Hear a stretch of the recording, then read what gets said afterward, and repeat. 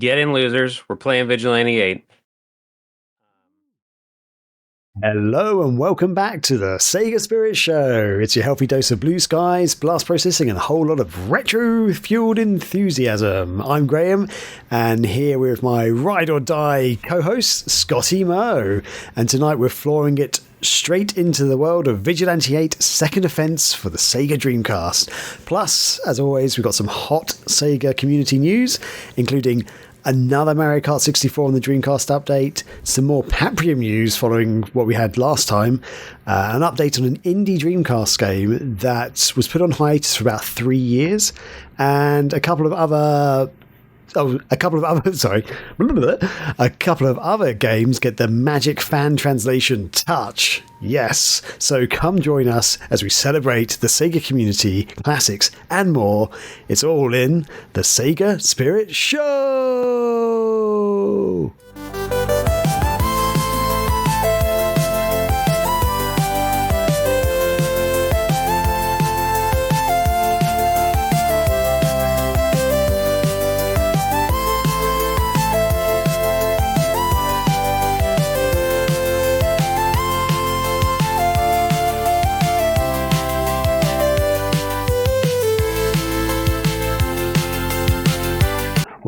Welcome back, everybody. And before we get into our normal introductions and stuff, I just want to do a little tiny bit of housekeeping. So far, this show's actually only really been going up on YouTube as a video podcast. We have always been hoping to put it up on other platforms, like Spotify, Apple Podcasts, and whatever else is out there. But it's just because I don't know if it's laziness, me being busy with my life, work, baby and everything like that. I didn't really get around to doing it as soon as I wanted to, but I did start to get it going. I signed up to Podbean, which is one of those podcast hosting platforms which transmits it magically around the world to all the different sites. But I've been having issues with that as well. So originally why I chose Podbean was because it's apparently meant to be really good for video podcasts, and it can also... There's something that said in the blurb when I was signing up for it that it will take video podcasts and make them into audio versions for all the audio platforms. But when I uploaded a video show and tried to put it onto different things like Spotify, it says I need to upload an audio file. So I did that.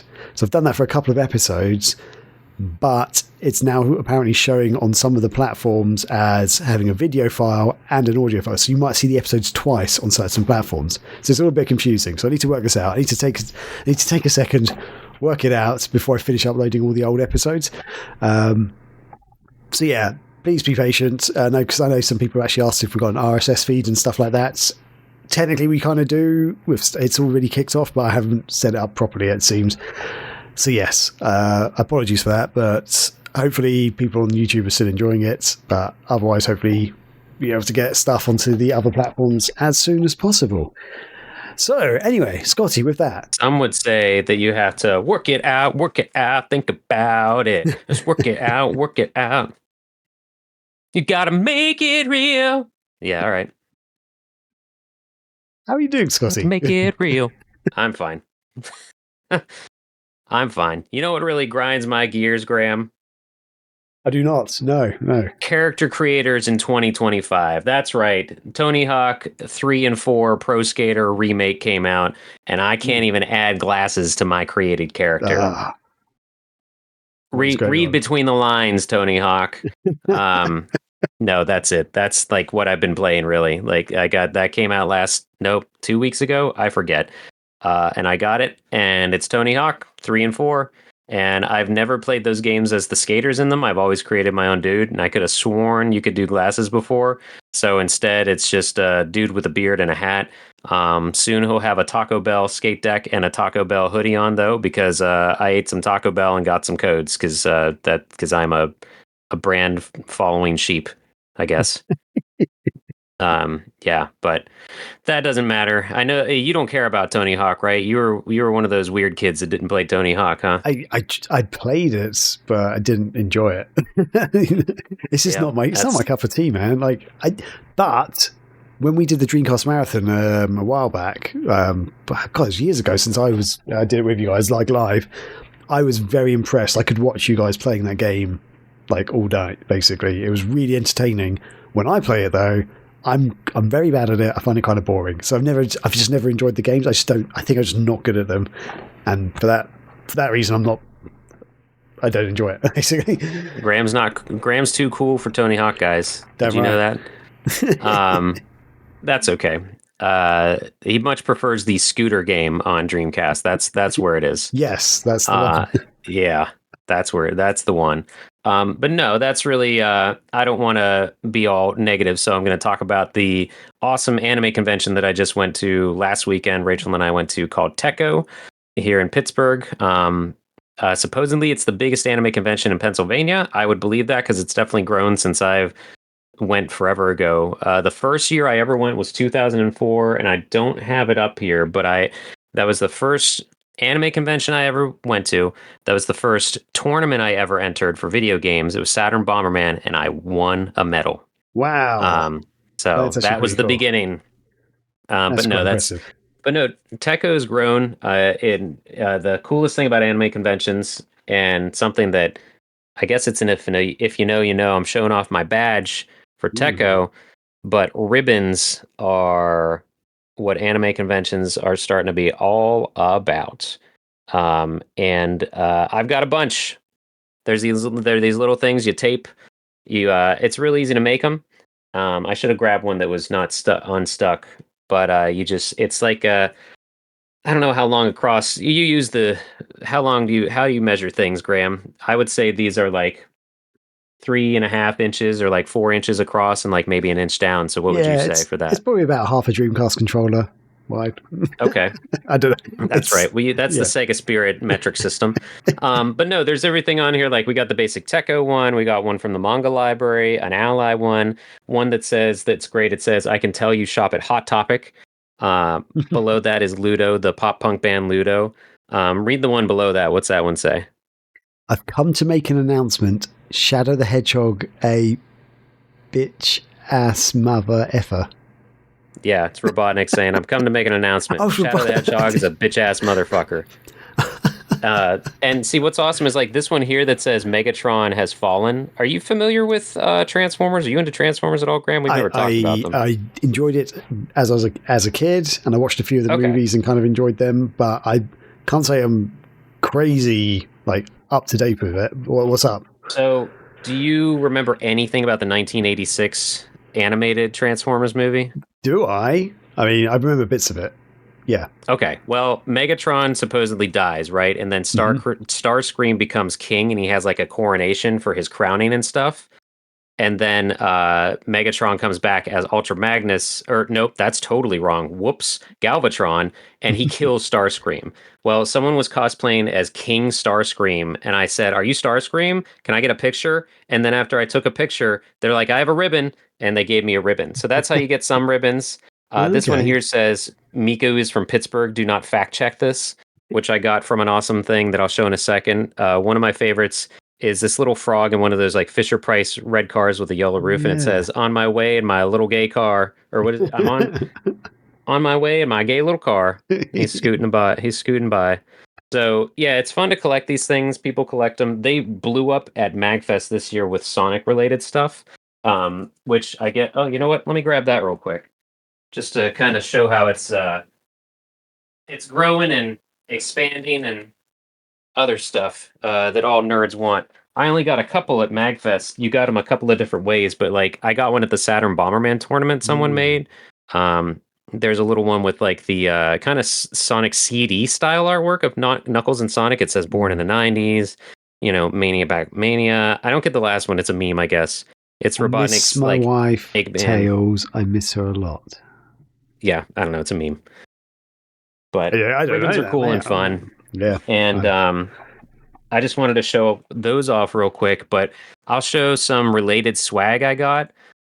If you do want to click on the picture or the link in the outline, you can show my whole haul and people can check that out later, but I'll show the video game related things. Okay. So the first thing I got, or not the first thing, but one of the things I got is a little fidget clicker thing, which is just basically where the arrow keys would be on a regular keyboard, but it's painted to look like one of the Tetris blocks.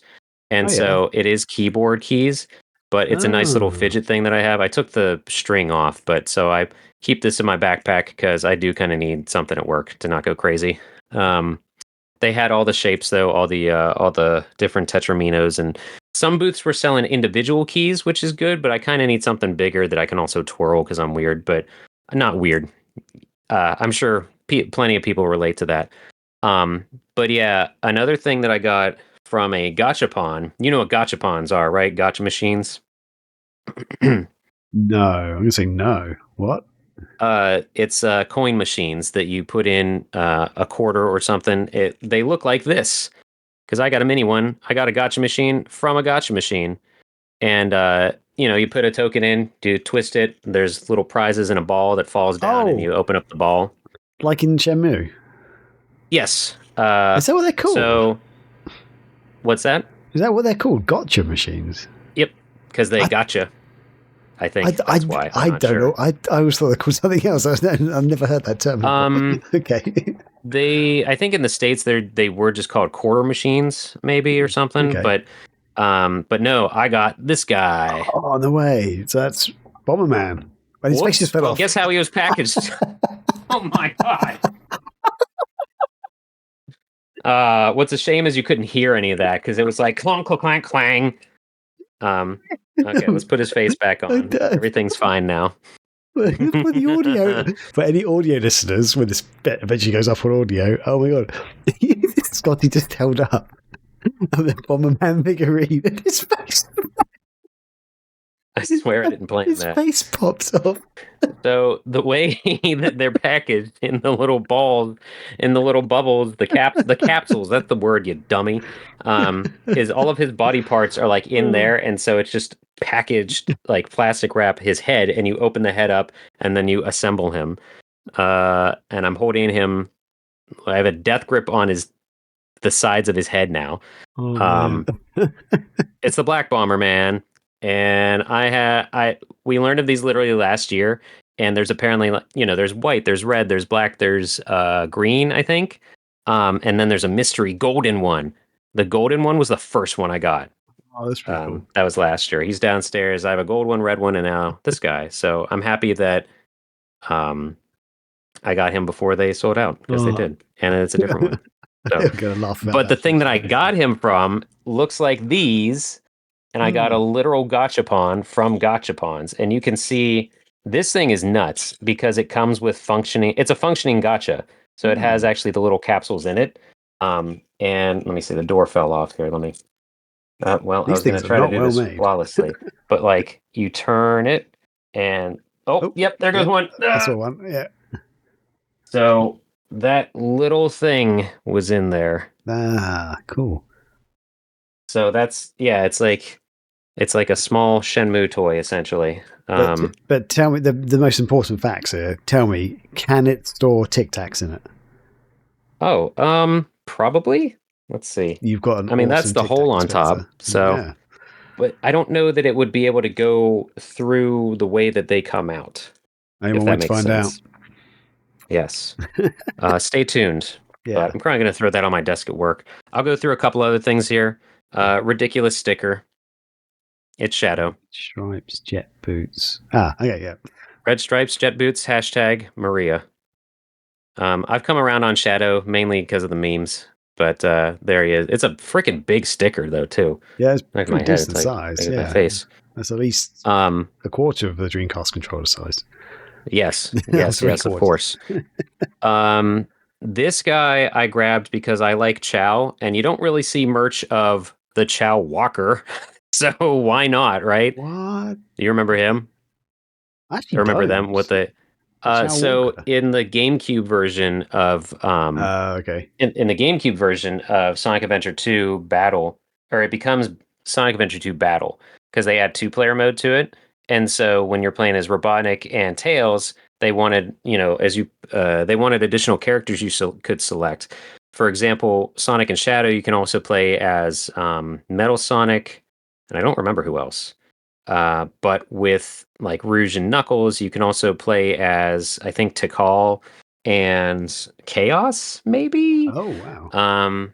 maybe Amy is the other person you can play as in place of Sonic and Shadow. But with Robotnik and Tails, they have the giant Chow Walker, and a little Chow's piloting it, and it's doofus looking. And normally, I'm all about SA1, Sonic Adventure 1 stuff over Sonic Adventure 2, but I just like Chows. The Chow are fun, and cool. and I've never seen Chow Walker merch.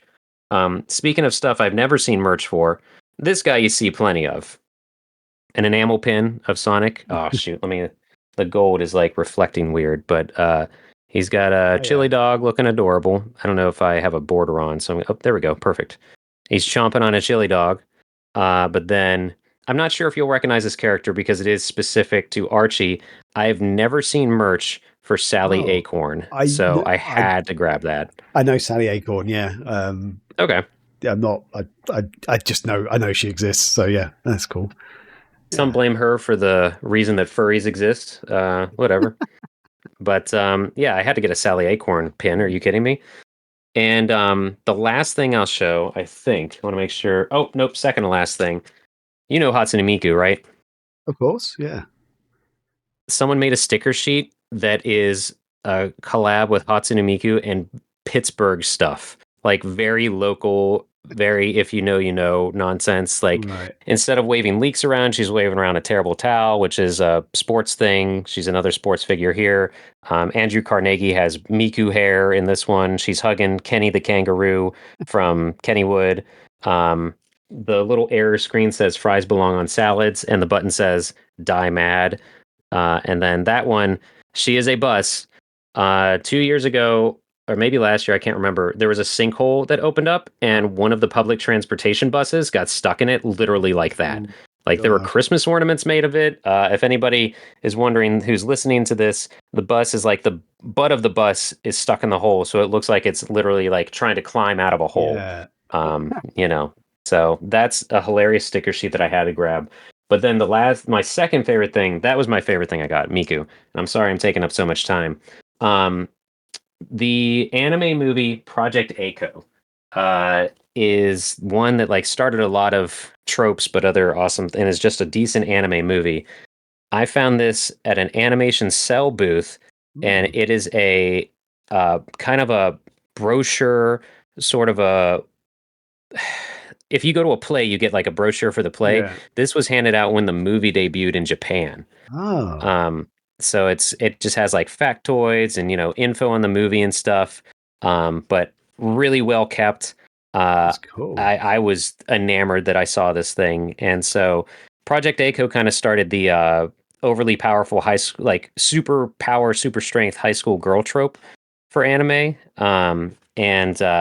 Yeah, this is just amazing, and it has the voice actors and stuff. And then in the very back, there's even like, oh, look at all this merch you could get and whatever. But just a very cool brochure kind of magazine sort of deal. That's cool. Was the most expensive thing I bought, but the guy running the booth was cool enough that he was like, if you want to throw down $5, I have people do that, and you can come back. I was like, yeah, I'm gonna come back with my wife, and that was the beginning of the show. So I'm like, I got to look around. Like I haven't even made a lap of the floor yet, and he was cool about it. And in that lap, I was like, let me see what this thing's worth. Cause he wanted, I don't care. He wanted $45 for it.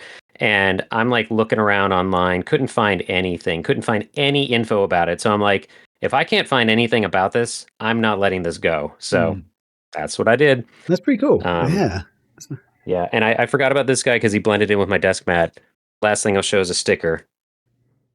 It's Kirby as a car, and it says "Get in, loser." That's pretty cool. So, I believe it or not, that's not everything I got, but I don't want to take up the whole show just showing off my crap. You can look at that picture on Instagram. I shared everything, and I tagged the artist. Support indie art. Yeah. That was Tekko. I'll quickly show the picture on the screen. Sure. Just a little quick. Yeah. Through. I tried to tag people, showed off the little gotcha things, showed off the Echo. That's it. Yeah. Packet brochure. Awesome. I still don't know what to call it because I didn't know how to look it up. Yeah. I see that gotcha thing you're talking about.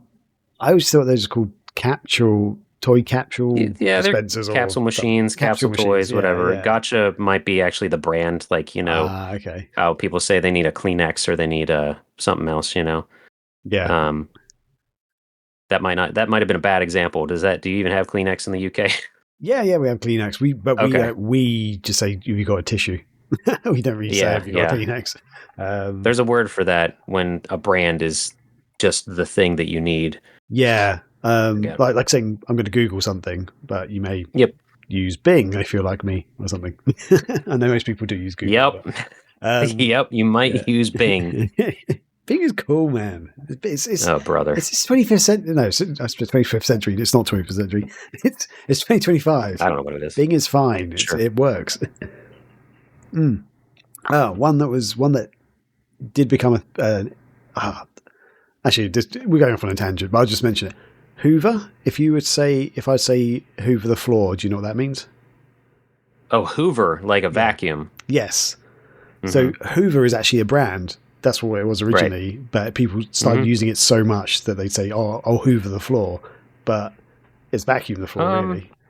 That's just sweep over here usually, or I'll vacuum it, sweep it. Mm-hmm. Okay. Yep. But would you use that to mention vacuuming up stuff? Yep. That's the same thing. Oh, really? Okay. Interesting. Yeah. Yeah. We could get into like the sticker sheet I showed of Miku and stuff. There's phrases on here that are Pittsburghese that don't even, like, I've never, and the fact that it says Yinsuni Pitku instead of Hatsune Miku. But yeah. Cool. Sorry, staring at crap I got. Tekko's a good time, though. Tekko is the most inclusive convention I've ever been to. Anime, like, I think the anime scene is more inclusive than most scenes, honestly. And Rachel and I do love it because we go to so many different panels also. Like, we went to like 3 different horror-themed panels. That one's for you, Corey. And we decided, like, there was a Shiba Inu panel one year. There was a panel related to Cirque du Soleil because they tied it into cosplay. Like, you could do really any. There was a panel last year of, like, best anime to watch if you're trying to get swole, like, work out more. Like, Goku's a great example of anime training montages and whatever. So Rachel and I we might submit a panel for the next year. We're debating it still, but on FMV games if it pulls through. So. Because we got plenty to say. It's not that hard to do a panel. That's cool. Excellent. No, that's me. It looks like a lot of fun you've had. It is a lot of fun. So for me, you might see from my glasses, there's some white on there. I've been painting my house, which is fun. Oh, it's right in the middle of them. Yeah, I've been doing the ceilings and stuff, and it gets get some goggles sometimes. I do have goggles, but they keep steaming up. It's really annoying. Even though I got very expensive ones, which are anti-steam. But no, the first time I used them, they were amazing, and then it seems every other time they've increasingly just got worse and worse, and they're not very good anymore. I tend to take a while. Anti-steam. Well, this was it said like anti-steam, and I don't know. Anyway, so I've been playing Vigilante 8 Second Events mostly this week, which is for the show. I also playing a bit of Ristar for another show that we're actually going to pop onto. I completely forgot to mention. Sorry, other housekeeping stuff. The episode of the Sega Lounge is out, isn't it? With us in. Yep. Yay! So if you'd like to, we went on to Radio Sega's The Sega Lounge. With KC, who is awesome, and we just had a fun chat about Sega characters and all sorts. So go and check that out if you get a chance. And anyway, what was I doing? Oh yeah, so I played Ristar a bit. Do you say Ristar or Rystar? I say Ristar. I really did not hear anyone say Rystar until I started listening to podcasts. Right. Because I think they assumed Rising Star, which does make sense, but I always thought Ristar, just Ristar. Yeah, I've always called it Ristar. And then, again, podcasts, some people say Rystar, it seems. Anyway, been playing a bit of that for another Sega Lounge thing we're actually going to be recording, hopefully, this week. But other than that, I have quite a few pickups. Not as many as you, it turns out, but I've got a few pickups. Come in. It's funny. They all came in basically a day or two after we recorded last time. So first things first, I'm just going to unwrap this lovely package I got. Literally live unboxing, everybody. Literally the day after we recorded our Zero Tolerance episode, guess what turned up? Oh, your zero tolerance Zero cartridge. Tolerance Origins, which is the one Origins, my that, bad. the one that Scotty was talking about, which is basically the re-release on the Mega Drive and Genesis of Zero Tolerance, but it also includes Zero Tolerance Underground, which is pretty cool. So that turned up. Also got. So you mentioned about the little postcard things, didn't you? Yeah. They Did came in you the get package. They those? came in the packaging, but not in the case itself. If that makes sense. So I got a few of them. Yeah. Oh, okay. So that's from This is from Strictly Limited Games, which is really cool. I also ordered a copy of. They re-released Mega Turrican. Oh, Or sure. Yeah. it's the director's cut version. And here's the thing: I've never played this game, but I've mentioned them before. Console Wars did an episode on Mega Turrican versus, I think it's called Super Turrican on the Super Nintendo. So they're basically very similar games, but they have a lot of differences. Like the levels are completely different and stuff, or a lot of the levels are very different. But they're very similar games. But yeah, and it made me want to play Mega Turrican because I'd never played it before. And then I saw this on their website. I was like, I've got to get that, because one of the things that stood out, and they said on the Console Wars, is like how good the soundtrack was. And I listened to some of the soundtrack on YouTube. I was like, that is cool. I want to play this game, basically. Yeah. So yeah, Did you? Oh, sorry. No, I was what going were to you gonna ask a say? question before you got away from Turrican, Yeah, go unless you for have it. more to say about that. No, go for it. Did you play Gunlord when you were here for the marathon? I own Gun Lord. Yeah, I've played it a bit. I haven't actually Okay, played it because that much, that's to be honest. Though, yeah. that's like it's a Turrican homage, Hmm. basically. It's exactly like that game. Okay, awesome. So I'm going to be terrible at it because I'm really bad at Gun Lord. I so, don't. so yeah, every It's time different. Well, I don't. I've never played Turrican itself, but Gunlord can get tricky. It can get difficult. But the soundtrack on that is also awesome. And like the yeah. game or the Dreamcast version, I guess, is one of the uncensored or unedited versions of it. But Okay. Gunlord very much inspired from Turrican. Yeah. I think you can only get it digitally as Gunlord X for those super curious. Oh, okay.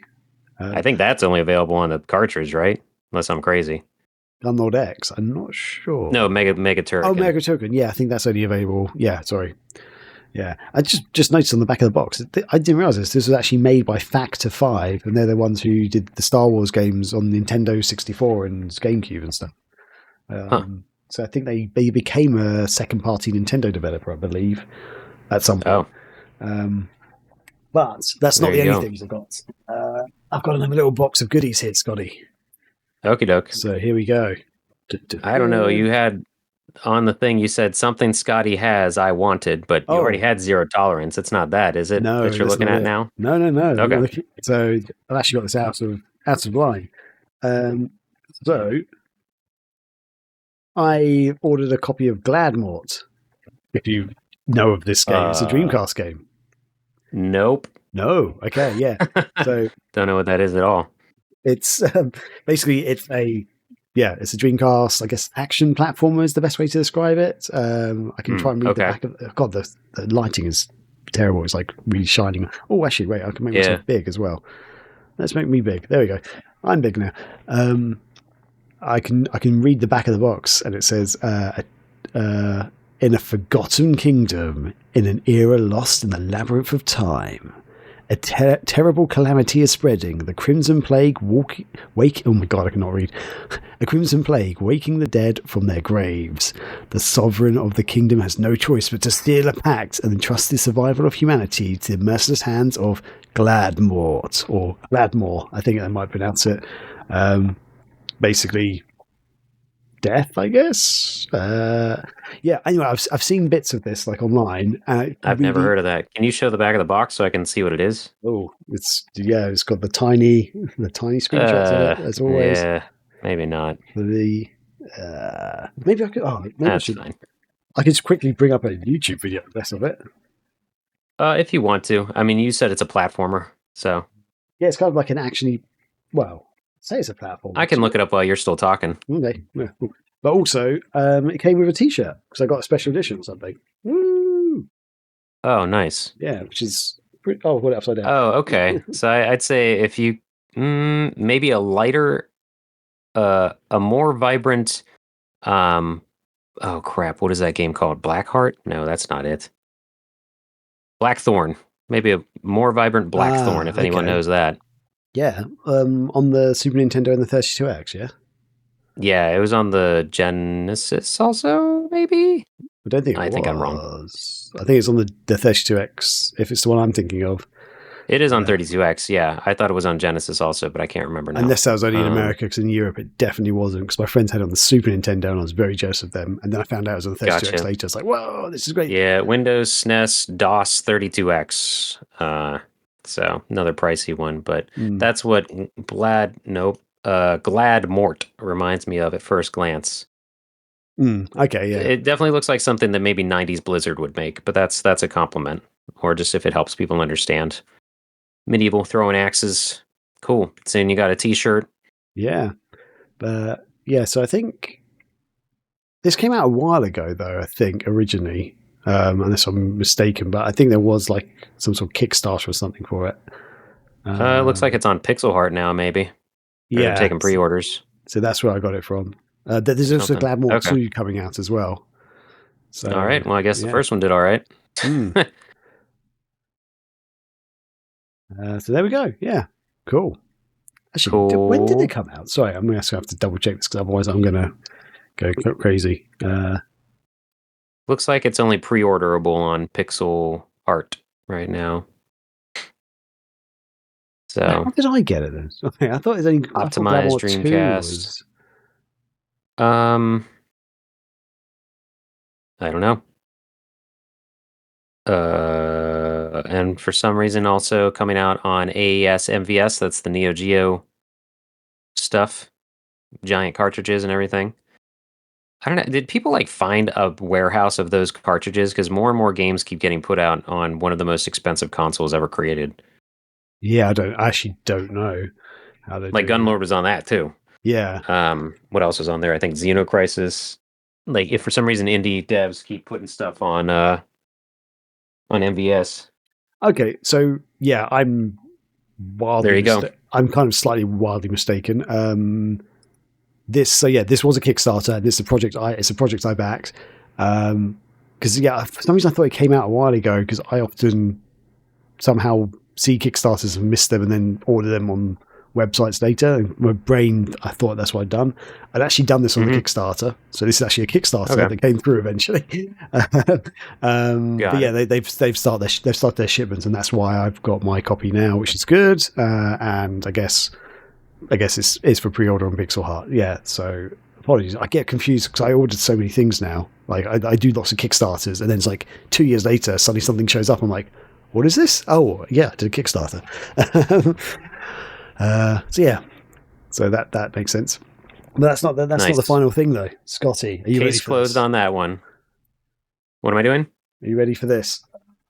Ready. Oh, something quite heavy, something quite big is coming out. Oh, yeah, big as in big. I got my very first Funko Pop based on the thing that you showed me, which was Big the Cat. You're welcome, and I'm sorry. I'm gonna pop it open as well because who cares? Does Kate know you have a pop now? No. Okay. Got it. Understood. She probably won't even understand what this is. Oh, I think is this picking up on my mic? Nope, not on my side anyway. I don't hear the good because that's quite ASMR loud. of a pop unpopping. Oh God! So the big boy, plasticky squeak. There we go. There he is. There he is. So happy. Now we've both got one, and his head turns. Just fishing. Just fishing. Anything else move? Him and Froggy hanging out.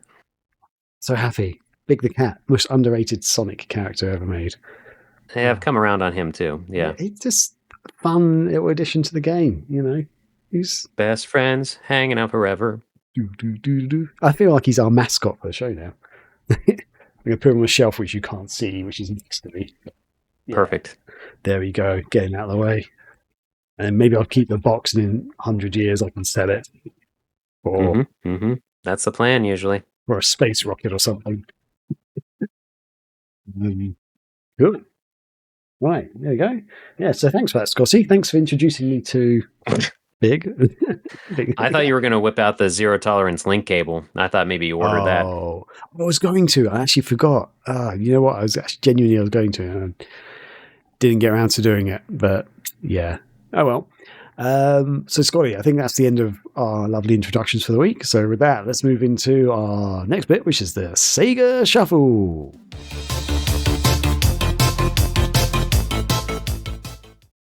Do it. We're back. Cool. So, Scotty, last week you only got 1 point. I'm here.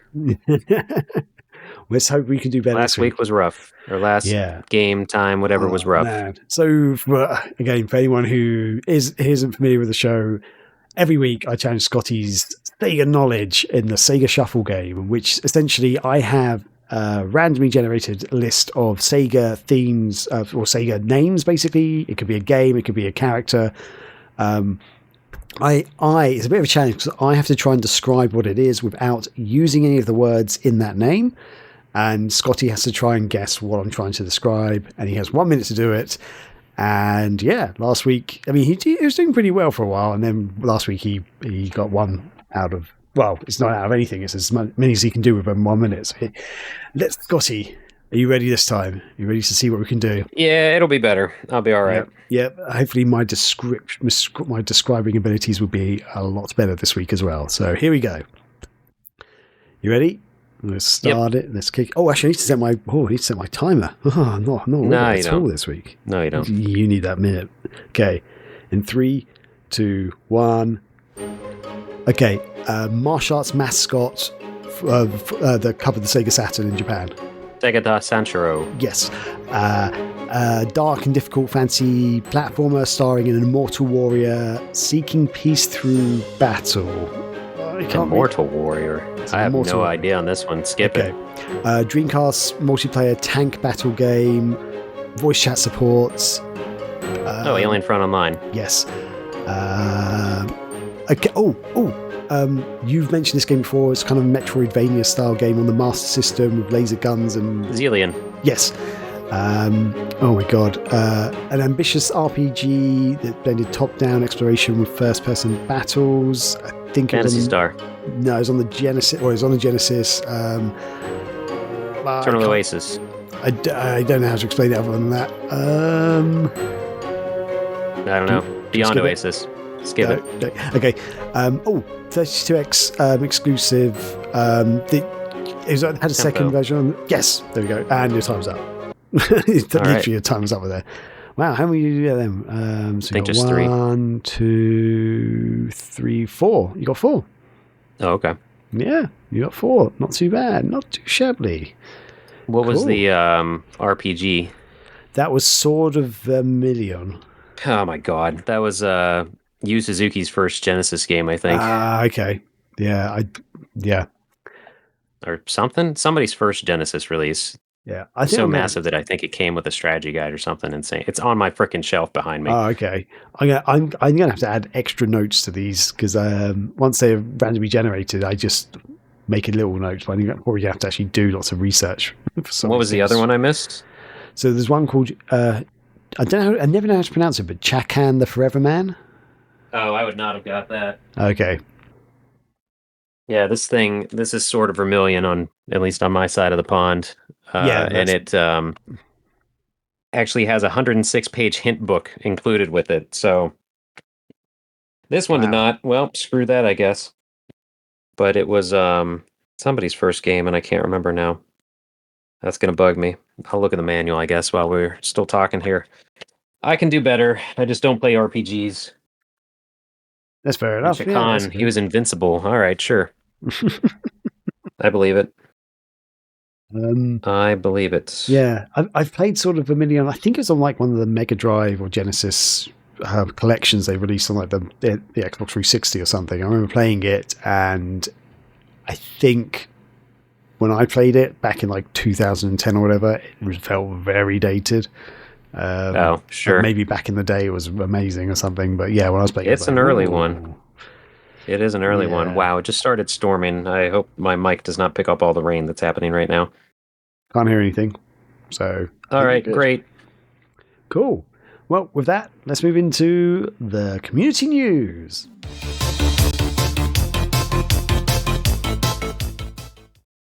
Cool. So, Scotty, we've got some hot Sega community news. Do you want to kick it off with the first thing? Yeah. Let me get the outline here. So this is an addendum from the last episode. We talked about zero tolerance that used the link cable, which is used by plugging it into. It's the female end of a controller cable, just the end that's not a controller. Plug it into player 2 slot, and you plug the other end, which is the same thing, into another player 2 slot. So you're using 2 consoles, 2 TVs, 2 copies of zero tolerance. We thought that was the only game that used it, and we even mentioned while we were talking about it, Doom Resurrection uses it, and we're like, I don't know about that. We'll keep going. Totally does. So Doom 32X Resurrection Fusion was a fan thing that happened recently. It was basically what Doom 32X should have been on the Sega 32X. Fans have souped it up, beefed it up, and there's a version that if you want to play it on your console, legitimately, there's a forum that has the full instructions that are too much for me, but similar to how you can play Grand Theft Auto 3 on a Dreamcast, you have to have a copy of it, and you have to do some installing and some different things, and I don't think you have to manipulate code. I could be wrong on that, but Graham's showing right now and we can throw this in the description for the video, but if you want to play it legitimately, you can do all of this and then put it on a CDR, but you do have to have the Tower of Power to play it, which is a Sega Genesis hooked up to a Sega CD, hooked up to a 32X. So all of that insanity, it uses the RAM of the Sega CD as well as the 32X to play it the way that they initially meant to release it. And it's nuts. But it had link cable compatibility. Or it has it. So there are 2 games that use that link cable now, which means, of course, I have to own it. But there was a video showing the link cables working. It's really like 2/3 the way through if you want to go even further into showing it right now. It's like a good 6 minutes in or something. I forget. Yeah, there you go. Yeah, he's actually got it running there. This is not using the Sega CD. It's not. So I think this is just the Doom 32X Resurrection. It's not Doom 32X Resurrection Fusion. Oh, okay. Which is, if you want to show that Etsy link I sent you for the cartridge and CD, people are definitely creating it and releasing it in a questionable manner, but you can get the cartridge and CD together, and you would need both of those things in your console at the same time. Consoles. So bust out the power strip, the Tower of Power, throw all this in there, and then get a friend to do the exact same thing, and you can have link cable insanity with Doom 32X, how it was meant to be released. So I need to get myself 2 versions of this and 1 more 32X, and then I can do this multiplayer, because I actually own a Mega Drive 2 with a Mega CD and a Mega Drive 1 with a Mega CD, and I've only got one 32X though, so I need to get. I have 2 32Xs, but one of them is not. It doesn't output color. It only outputs black and white, and I don't know how to fix that or mess with it. But it's not. I have 2 Master Systems. No, because it did it with or without the cable it came with. Yeah. But the point is, though, we wanted to correct ourselves that Zero Tolerance is not the only game that uses a link cable. Now this does, thanks to the amazing fan. You could technically say Zero Tolerance is the only officially licensed released game that uses it. But yeah, now there's 2 games. Right. So even better. Worth it. Worth it for the cable now, I think. So crazy. So crazy. Awesome. So yeah, the community does such cool stuff. I love it. Yeah, really good. Cool. Yeah. So there you go. Someone, how this came about was I shared our episode in a Discord, and they're like, "Oh, Doom 32X Resurrection Fusion also uses that." I was like, "What?" And I replied to them of like, "You sent me down a rabbit hole. Thank you." But corrected. That was the correction corner. I don't know. Whatever. Nice. Next. Next. So as always, it seems every week, the last few, every week, every episode. We have a new update on Mario Kart 64 on the Dreamcast, and this is no different this week. So it now has sound, and there's a couple of videos I want to quickly play, and I'm actually going to have the sound on for these, so hopefully it's not too loud. But yeah, turn it down a touch. You can probably hear my voice a little bit. But basically, yeah, there's an update. This was from about 2 weeks ago, this video. This one is actually from the Sega Guru.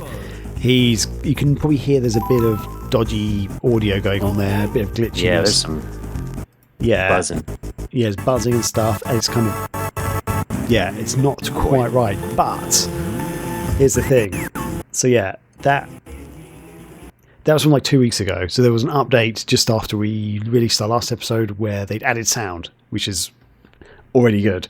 Then Falco Gergis on his LinkedIn, he released another video which actually shows. So the audio's. This was like a few days later. So this is basically about a week ago. The audio is a lot better already. Basically, he's got on his LinkedIn post. He's got a small video, but he's also got lots of code showing as well for some reason. But yeah, basically you can actually hear the audio is a lot better than it has been. He talks about how the only slowdown and notable issues at the moment are when there's lots of characters together, because it's actually filtering in like 8 different audio sources basically from all the characters, engines and stuff like that. Okay. But yeah, he's sort of talking about like how much of an improvement there is. And then, he showed a pretty cool thing. So Jay and Martin, who is the guy who's making this, he's working on some like the VMU sort of compatibility and stuff, and you can now get little images on the VMU as you're playing the game. So they're showing a picture of a little Yoshi, which is awesome. Which you never expect to see that on a Sega console. A little Yoshi. Never in all my years. Yeah, which is awesome. And then this came out. News came out just about 3 days ago. So I'm going to turn the volume down for this one. Basically, there's another video which shows a bit more of the game in action, but basically you can hear the audio. Whoops! I've just paused it. The audio is a lot better than it was. It's a little bit hit and miss still, I guess. But he says basically Jay and Martin is preparing for the initial public release of Mario Kart 64 for the Dreamcast. So right now, so far, the game has basically been completely private. Only a handful of reviewers and YouTubers and stuff have actually got access to it. And they're the ones who like been putting it up on YouTube and sort of showing some cool videos. But it looks like it's going to get a public release quite soon, which is very exciting. I don't know how they're going to be able to do that. Like Nintendo's probably going to it'll get taken down immediately. It'll get taken down immediately. Hopefully, we'll be able to get our hands on it. But yeah, we'll see what happens. Maybe there's some way they can legally get around it if you buy Mario Kart on the Switch. I have no idea. Anyway, I want to see split screen. Where's split screen? That's what I'm waiting for. Do they actually show it on this? No, they don't show it on this video. But I've been told the split screen works really well. That's what they've said. That's what lots of people have said. But yeah, there we go. So just another. I hope this to be a quick update, but as just before the show, I was like, noticed there's a couple more things that came out. I was like, oh, I've got to bring these up as well. Oh, okay. Yeah. So there we go.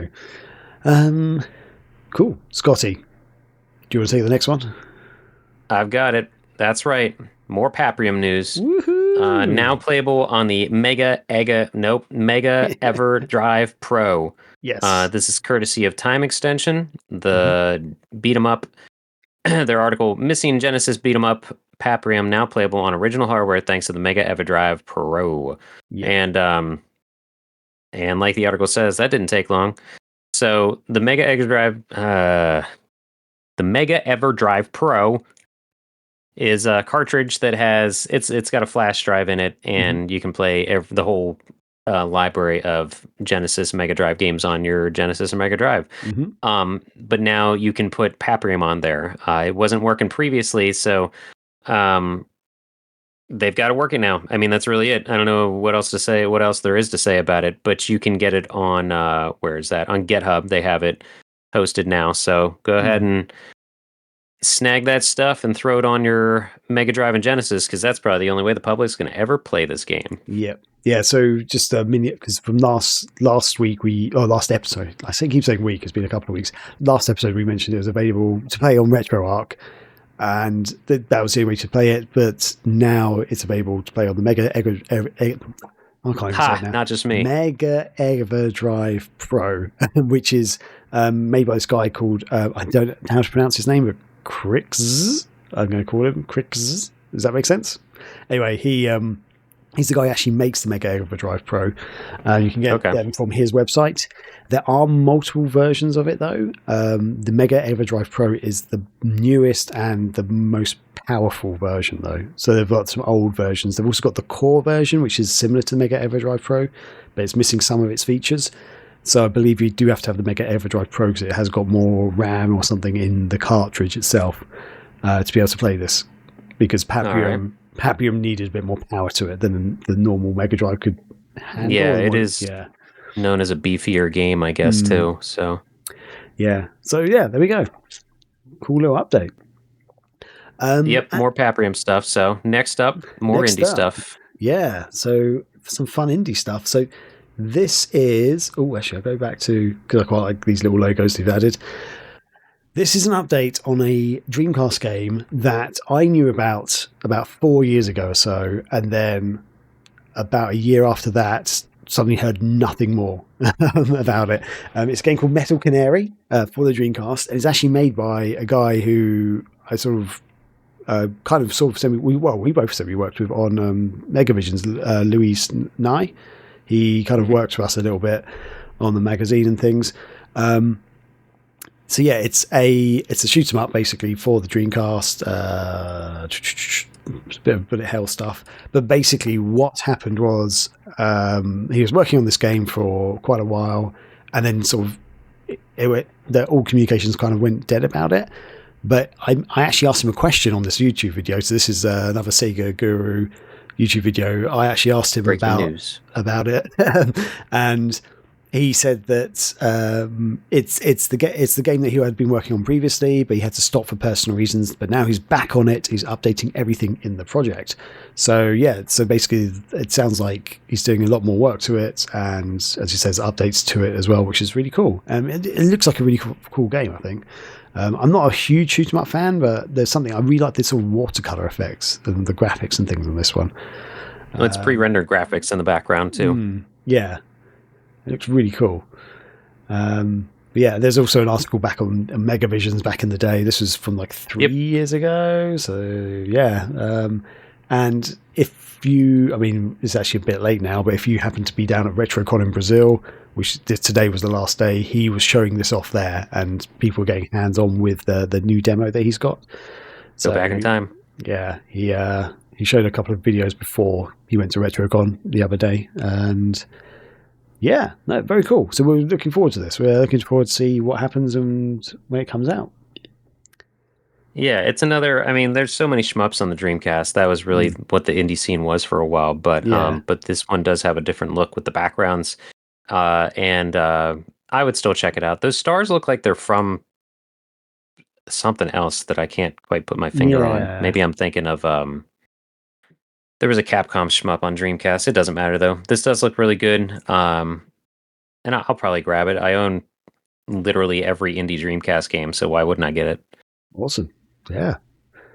Cool, yeah. So we'll give you an update when that finally gets released and where you can get it from. Cool. Next one. Yeah, and so this is Dreamcast game, Eldorado Gate. The series is getting an English fan translation, which this has also been last year and this year has been crazy for fan translations of games. But this comes courtesy of Time Extension again. Capcom's epic 7-volume Dreamcast RPG Eldorado Gate is getting translated. So what it is, though, it's a patch.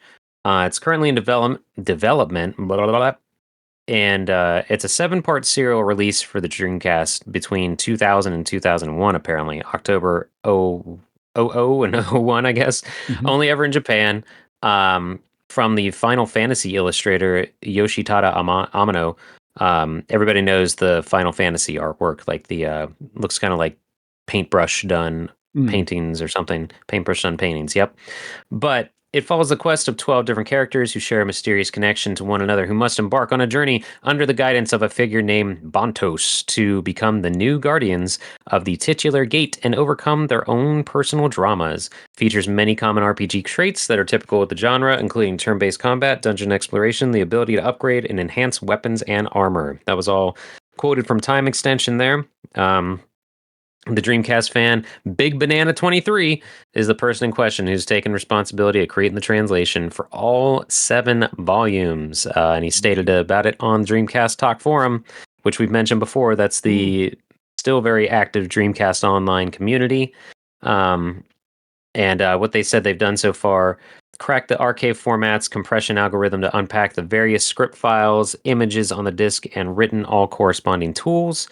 Implemented variable with fonts for the standard game text and Gabri text.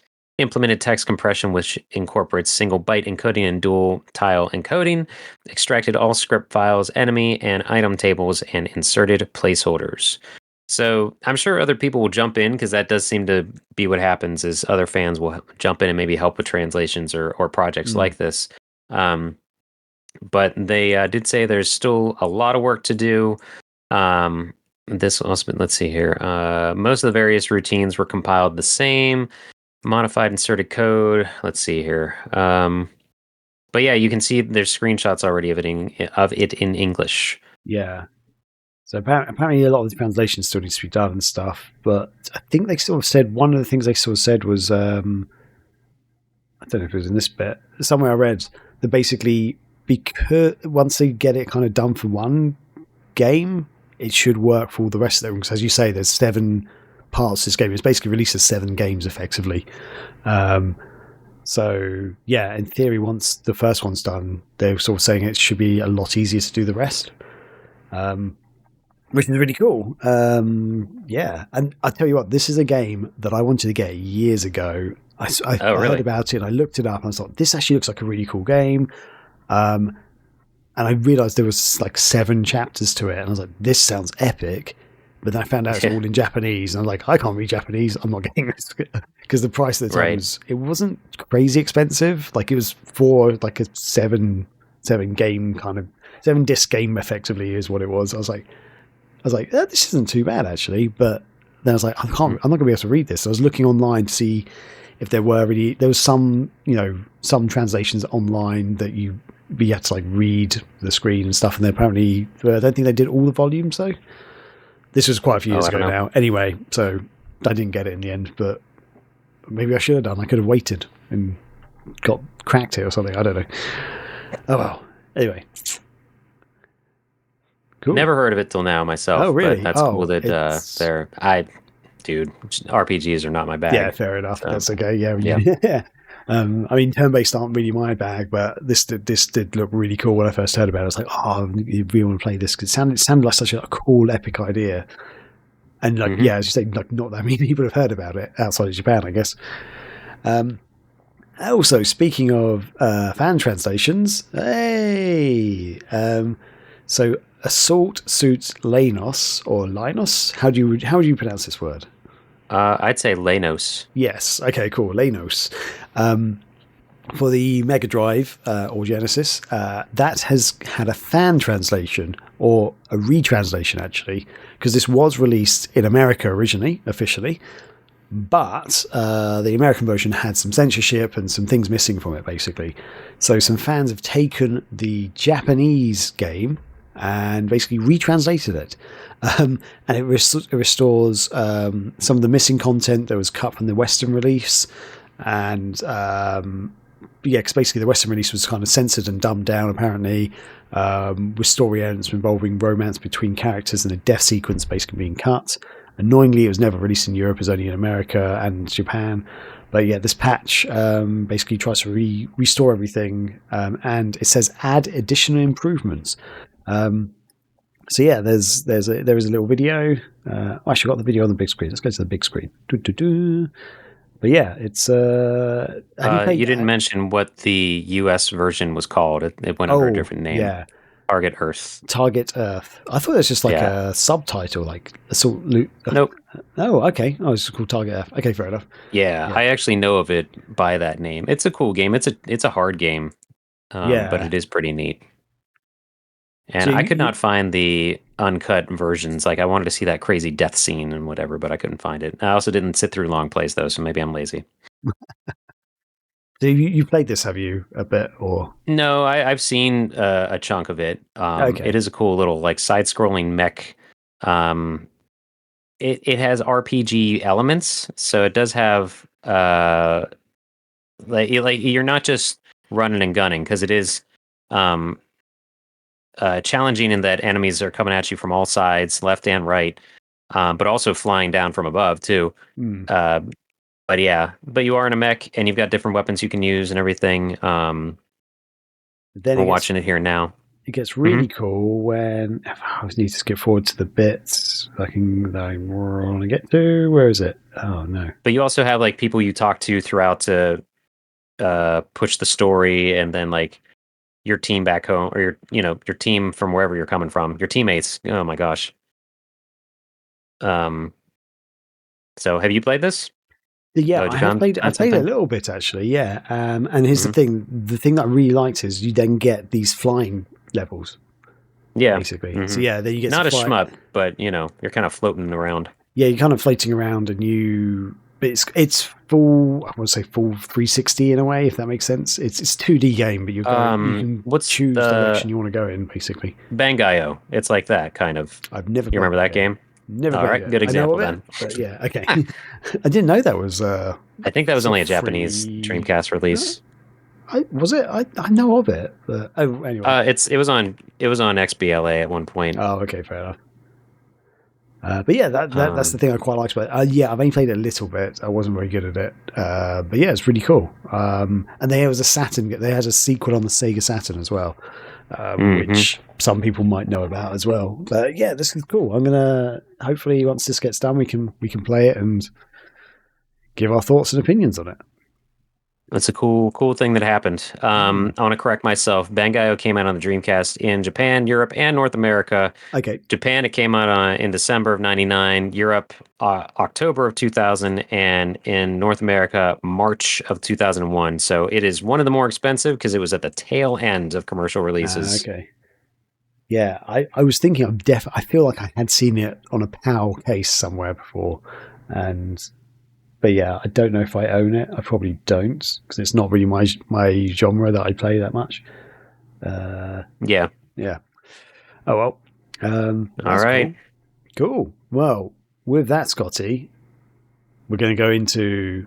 We're going to have to. Oh, I actually got a little note here. Sorry. So with that, Scotty, we're going to have to get ready to unleash rocket-powered mayhem because the sequel amped up the weapons, expanded the roster, and dropped onto the Dreamcast in December in 2000 to prove there's nothing more satisfying than blowing up your body's turbocharger sky high.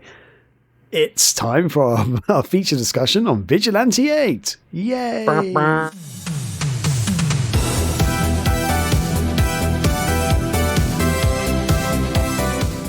Yes, so this week for our feature discussion, we're doing something slightly different this week, actually.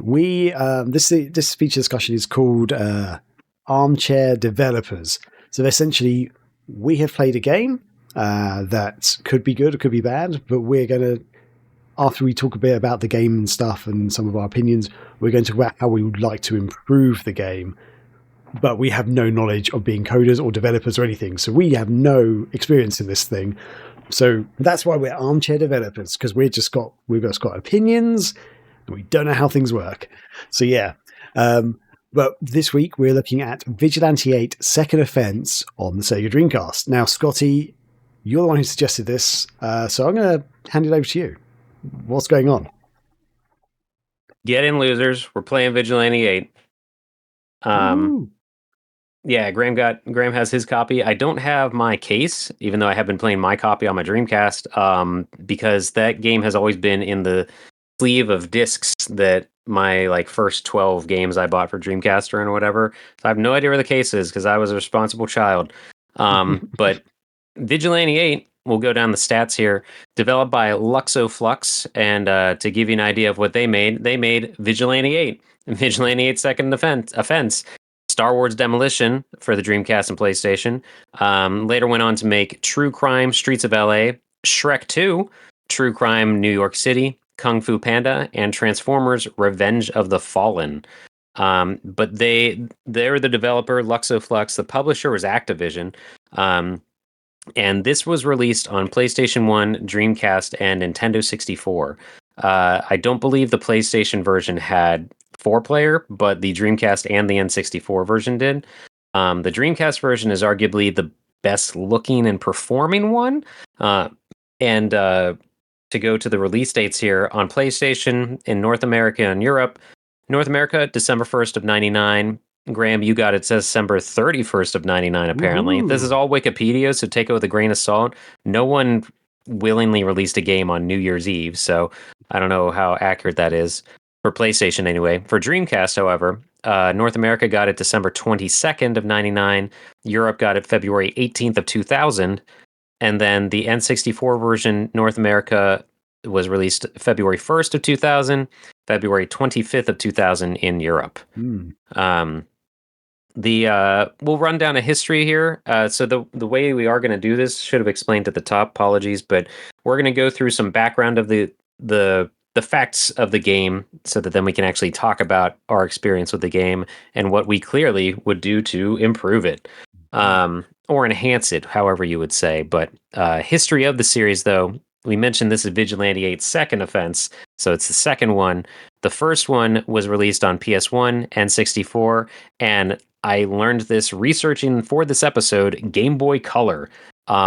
It looks like, I put in the notes here, it looks like Crime Wave, but 8-bit. So remember, you and I bought Crime Wave because we got on that kick, and we were like, that's probably a great game, and I got nauseous playing it.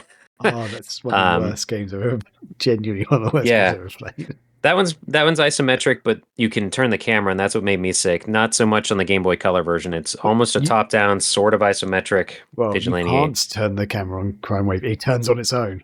That's the problem. Oh, that's right. Yeah, it just spins constantly. It's like, this is why are you doing this to me? Yeah. Anyway, sorry. But yeah, the first Vigilante 8 game, like I said, released on PS1 and 64 and Game Boy Color, was apparently a spin-off to a game I've not played called Interstate 76. So would you like to speak briefly of that game, Graham? I can talk a bit about Interstate 76. So Interstate 76 was released in 1997 in the UK and America, March 26th in America, UK April the 4th. It was essentially similar to Vigilante 8, a vehicle combat game. The one thing I will say about it is it's actually got a pretty decent storyline, at least at the start. The graphics are quite interesting. You see the characters are very blocky, like very early 3D kind of looking blocky graphics, which is interesting to see. But I can skip forward to some of the gameplay. But yeah, basically similar to Vigilante 8, you're driving in cars, but it's a bit more open. Like, it's even more open, and it's more, I guess, the story driven in a way. So like you're driving around, you get given objectives, and you have to drive to another part of the map to complete that objective. Anyway, yeah. So it's an older game. This is like a precursor to Vigilante 8, though. You can kind of see PC only, though. Yes. Yeah. So Vigilante 8 is set in an alternate 1975. I'll read the plot of the first one here, a quick Wikipedia summary. Australian terrorist Sid Byrne is hired by OMAR, which stands for Oil Monopoly Alliance Regimen, to dispose of all competing oil companies in the U.S. so that OMAR can establish an oil monopoly in the country. After hearing of reports of destruction by Sid Burns' gang, the Coyotes, a kind-hearted trucker named Convoy decides to take all matters into his own hands, forming a group of his own, the Vigilantes, to combat the Coyotes and stop the tyranny of Omar. That's Vigilante 8-1. Average ratings, one unlockable character. I don't know why I put that note in here. This is out of order. One unlockable character makes their way from the first game to the second. We'll get to it in a little bit. But Vigilante got decent scores. The average scores, PS1 came out to about an 86%. N64 got an 83%. But Game Boy Color got a 53%. Garbo. Might be good, Garbo. Who knows? But the like it says there, the game features two gangs or factions called the Coyotes and the Vigilantes. And a game that came after Vigilante 8 Second Offense is Vigilante 8 Arcade, only released on Xbox Live Arcade November 5th of 2008. Was essentially a remake of the first game. I had it, but it was made by members of Luxoflux, but under the name Isopod Labs, and it had a 8-player online multiplayer. That was really it. It was only multiplayer stuff, no campaign really. Oh, okay, fair enough. So it wasn't okay. Yeah, I don't know if you. Let me see if you can. I meant to check this, but I did not. And once I hit enter, I'm going to stop talking. Okay, let me see if it's still available to buy this. That's not what I want, Google. God damn.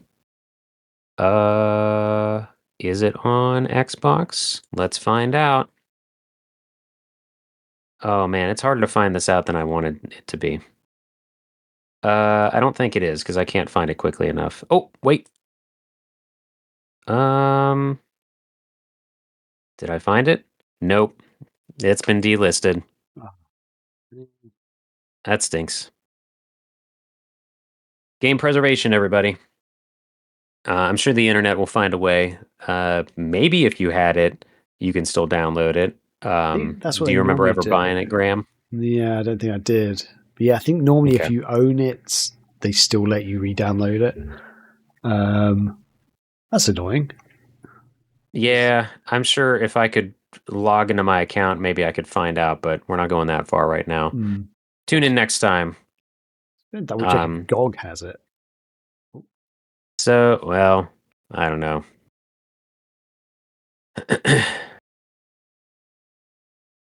Oh, why?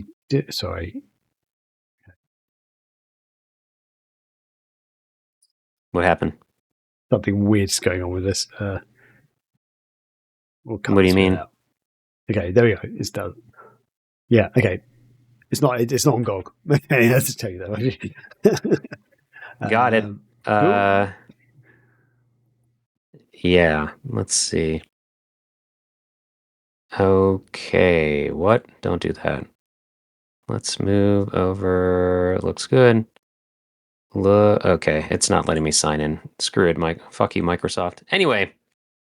All right, we back in? We're back in.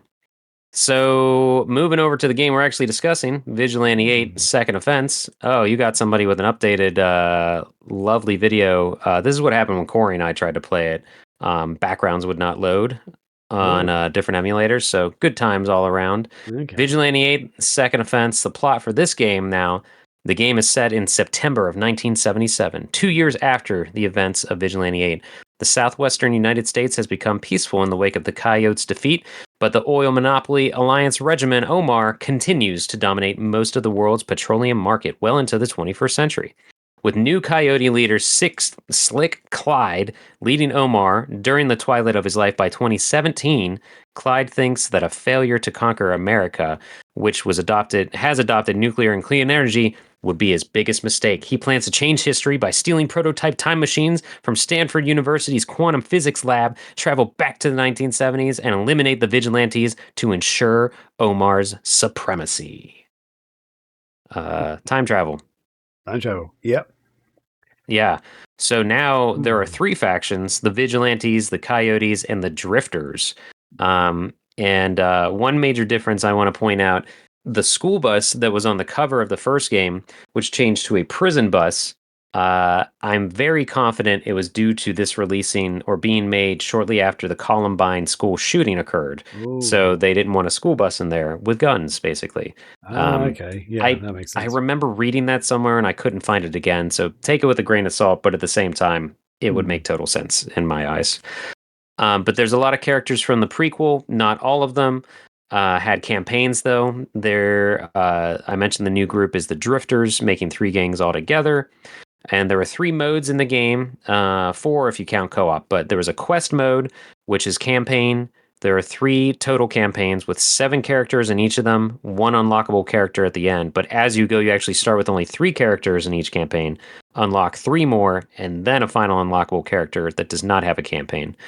The objectives per level for the Vigilantes, you had to collect items like toolboxes, briefcases, bombs, and you had to protect a location and then also destroy the other car combat enemies.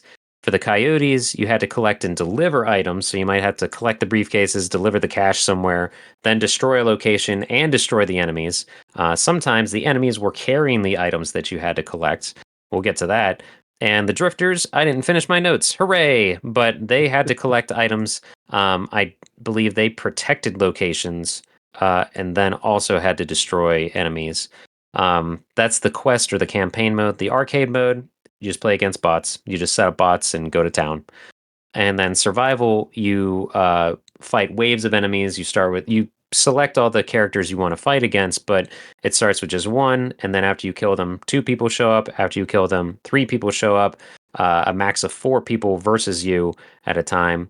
And then co-op, which was pretty cool. You could do this in the first game too, but you can actually go through a co-op campaign. What happens with that though is whoever player 1 is, their story, their character story takes precedence. So you follow through that story, but you can unlock stuff as you go in co-op mode still. It's really cool. I never got a chance to play co-op on this. Okay, interesting. We'll definitely talk about that. You told me about it because we'll talk about it in a minute. Yeah.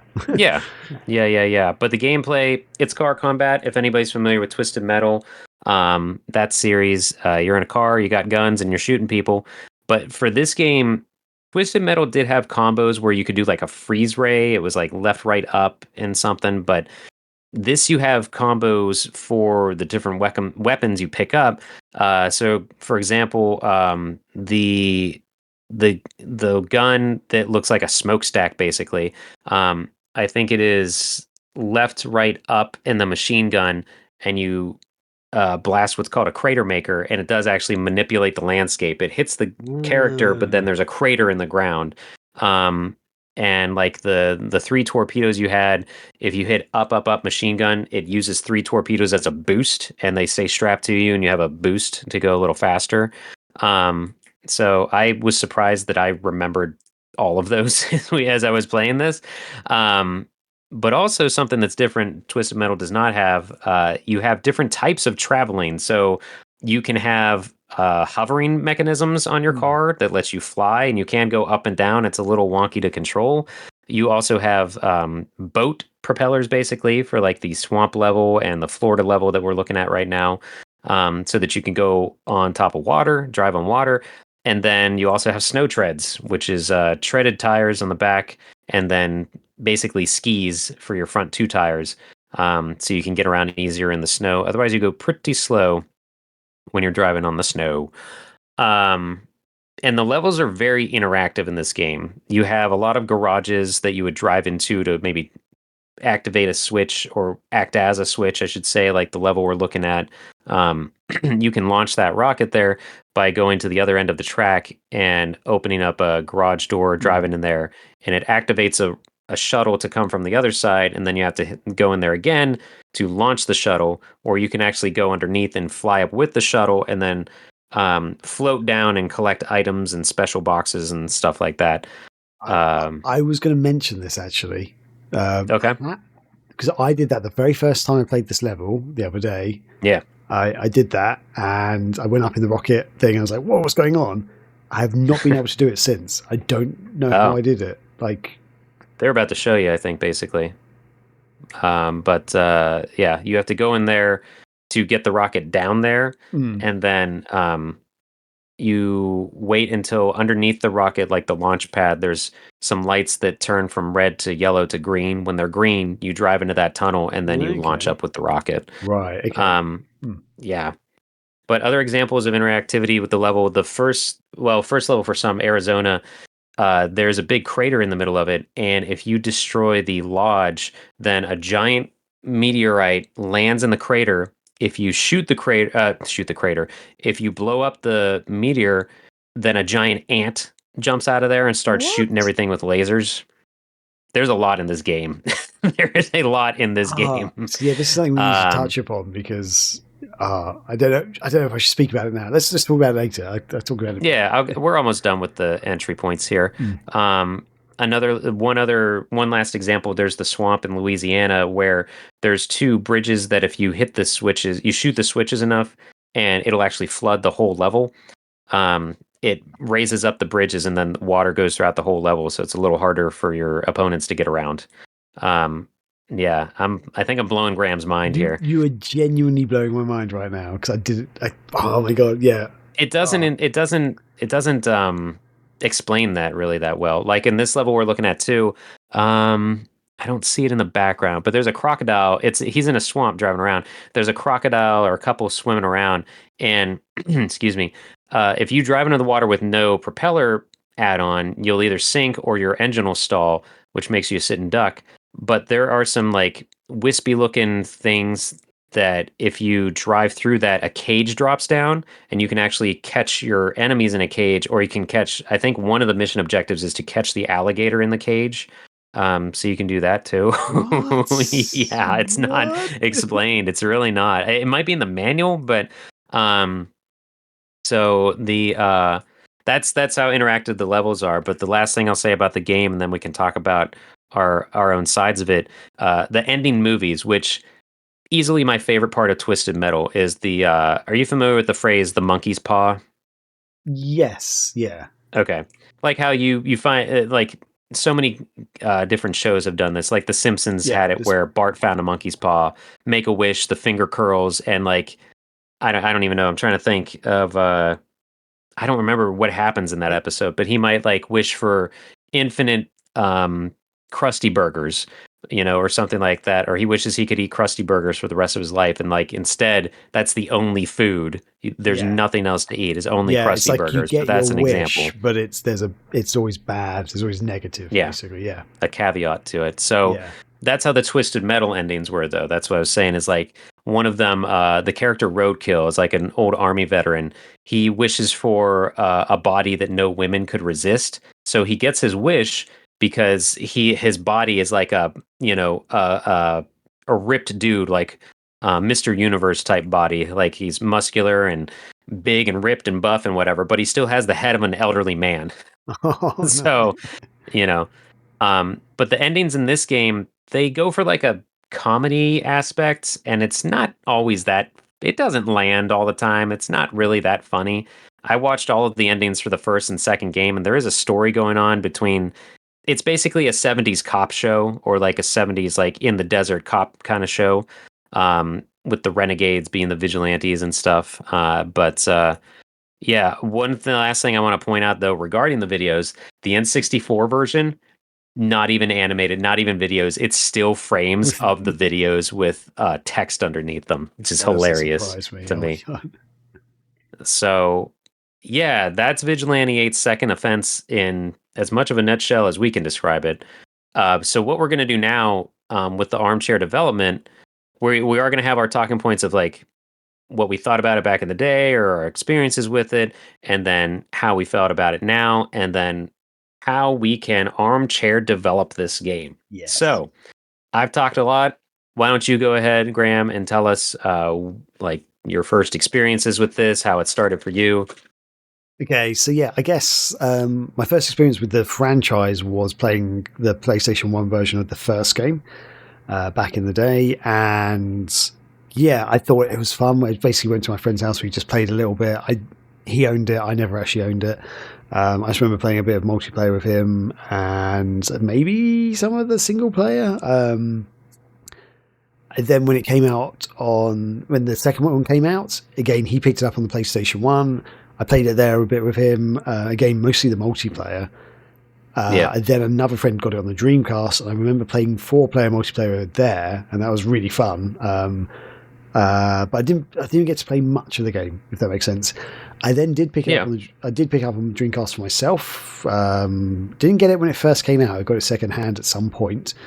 I vaguely remember playing a game with like 2 or 3 friends at one point, and we just did multiplayer. And we were like, oh, it's not that great. And we kind of didn't love it. So I never really played it. So that's the thing. I never actually had a huge amount of experience with it back in the day. So this playthrough, this like last week or so, that has been my most. I've actually played the game, which we'll talk about in a little bit. But yeah, so I remember kind of having some enjoyment with it, not thinking it was like an amazing game, because if I thought it was amazing, I would have been like, I need to get this game now and go and buy it. But I just remember having a bit of fun with some friends, and yeah, as you know, chill out, have a few rounds of shooting each other, sort of thing. And so, what did you ever play like more than two people at once? Like, was it 3 or 4 player split screen ever? So I played 4-player split screen on the Dreamcast at a friend's house at one point. Okay. But Okay. yeah, Cool. we never did the quest mode or anything back then. Oh, okay. Gotcha. Yeah. So, okay. So, were you a fan of car combat in general, though, like that genre? I mean, to an extent, I think the only games I actually played but then were Vigilante 8 and Vigilante 8 Second Offense for car combat games. Oh, okay. I Gotcha. think. See, I love car combat games. I was Oh, all about Twisted Metal. yeah. So I don't think Twisted Metal did it exist at the time, or maybe it did, or maybe I just didn't play it. Oh, it launched. The first one launched with the PlayStation 1, so Oh, 95. okay. I missed out on that completely. I didn't realize. I thought it was a PlayStation 2 game when it first came out. But I played. There were a couple of really old PC games. There's one called Death Race, which was a combat game. But there's more of it. That was a single player, straight races, basically doing races. But it almost had RPG elements because you could upgrade your weapons and upgrade your cars and stuff as you progressed. And yeah, me and my brother used to play that a lot. So yeah, I did enjoy car combat games, but I guess I never really played that many. Yeah, okay, that's fine. Twisted Metal 1 was released in 95, the second one came out in 96, the third one came out in 98, and the fourth one came out in 99. All of those were on PS1. Wow. And then Twisted Metal Black came out on PS2. I did not know. Yeah, I loved those. I loved car combat so much. I played the crap out of Twisted Metal 1 and 2. And the Sony owned Twisted Metal, the franchise, and the team at Single Track they separated from Sony, or whatever team was making Twisted Metal, and then they made a game called Rogue Trip 2012, which plays very similarly to Twisted Metal because it's made by a lot of the same, basically the whole team, I think. I could be wrong. But fun fact, Rogue Trip 2012 introduced me to ska music with the song by the Mighty Mighty Bosstones on the soundtrack. So I say all of that because those were all on PlayStation. And I did play the first Vigilante 8 on PS1, but then I found out the second one was coming to Dreamcast, and I was like, Sega kid, I was like, whoa, a car combat game is coming out to a Sega console? Let's get it on that one. Hell yeah. And my buddy Ben was like my Dreamcast friend growing up, because he was the only other friend I had. No, there was another friend, Craig. Shout outs to Ben and Craig, but Ben and I play the crap out of Dreamcast games. So the start of the Dreamcast collection for me was Sonic Adventure. Second game I bought was Marvel vs. Capcom 1. And then the third game I bought was Vigilante 8 Second Offense. So that was the rotation. But we played through the campaign co-op, which was awesome. Any game's better co-op, no matter what the game is. Just I agree. Hands down. Worst game in the world is better co-op. Worst game in the world is fun with co-op play. Yeah. But when we were playing, it kept freezing, and we thought it only froze for a specific character, to the point that I think I bought another copy, but to the point that I emailed Activision. So let me just open up hold on. Let me just open up my Pokemon binder of Pokemon cards, because at the back of it is an email. And I'm going to double check this that I don't dox myself before I show this on screen. Oh, let's see. I mean, do I care if somebody knows my Hotmail email address? Because that's what we're talking about here. Let me find my... Depends how much you use it. My Hotmail's still connected to my Xbox accounts and stuff. So. Nice. All right, so Monday, March 6th of 2000. Let's see here. I'll cover up. Oh, God, you can't see most of that. Hold on. That's my email there at the bottom. It's formatted weird, but I'll read what it says here. this is kind of broken up here. So, my copy of V8 Second Offense would always freeze whenever I played as Convoy. So I returned it and got another copy. That copy did the same thing. I tried my friend's copy of the game, and his froze in the same place also. Activision replied. Whoa. Activision replied to my email. Censored? I don't know. Maybe. All right. Hello, Scott. Thank you for your interest in our games. Sorry to hear about the problems you have been having. In order for us to properly solve this problem, we will need to do a process of elimination to see if the disk is faulty, or perhaps if you are using a model number of Dreamcast that we have not tested on, or any third-party peripherals for the unit. Quick couple of questions. 1. Can you perhaps test the game on another Dreamcast to see if the disk is faulty? Number 2. Since it plays up to this point, prior to the crash, let's say when you start playing again, that time before the crash, are you using a save game? Is it possible the memory unit got a corrupt save on it somehow? Number 3, can you test another memory unit and or using any third-party accessories for your Dreamcast? Number 4, we are going to need the serial number off the bottom of your Dreamcast and a list of what accessories you are using, as well as if you could please do all you can in lines of the above so we can figure out the cause of this issue. If it is indeed a bad medium disc, we would suggest that you try to exchange it through your point of purchase first, and if this is not feasible, we will come up with something else. Please write us back with any determinations you could make to the best of your abilities, and also the serial number of your Dreamcast unit. Regards, Michael Green, Activision Customer Support. Wow, Michael Green coming in. Thanks, Mike. And did you follow his instructions? I think I got angry because I obviously already returned the game. Yeah, I was about to say he clearly didn't read that. I don't. Yeah, I guess not. I don't have. That's all I have is these 2 printed pages, which are somehow in really good condition, probably because I never left my Pokemon trading card binder. Oh no, it says page 1 of 3, 2 of 3. Where's the 3rd page? I doubt I could log into my Hotmail, but if I ever can, I'll try to see if there's more. I'd be interested. I hope I'd love it if you could email him back and see what happened. Like if you go, I've been waiting for your email for 10 years. Right? Yeah. Guys, it's happening. He's replied. Yeah. Quick, gather round. So that was insane for a child to receive any response. You know, the equivalent to that, I guess, would be screaming to somebody on Twitter today. But anyone can get a response from everybody. You kids don't know how easy you have it. So we were big fans of the game, but it did freeze a lot, and to the point that we emailed the freaking manufacturer or whatever. Wow. The producer, developer, what did I say they were? I don't know. Doesn't matter. We emailed Activision. So that's crazy. But we did play the crap out of it. And obviously enjoyed it. I loaded up my old save file, and I have beaten every character's campaign. Maxed out a good bit of them. Oh, we didn't mention that. You can you can add stats to your character. Radar, acceleration, and defense, I think, are the only ones, if I remember correctly. Yeah, I can't fully remember. I've actually got my little manual in front of me now. Oh, nice. But so that was my old-timey experience back in March of 2000.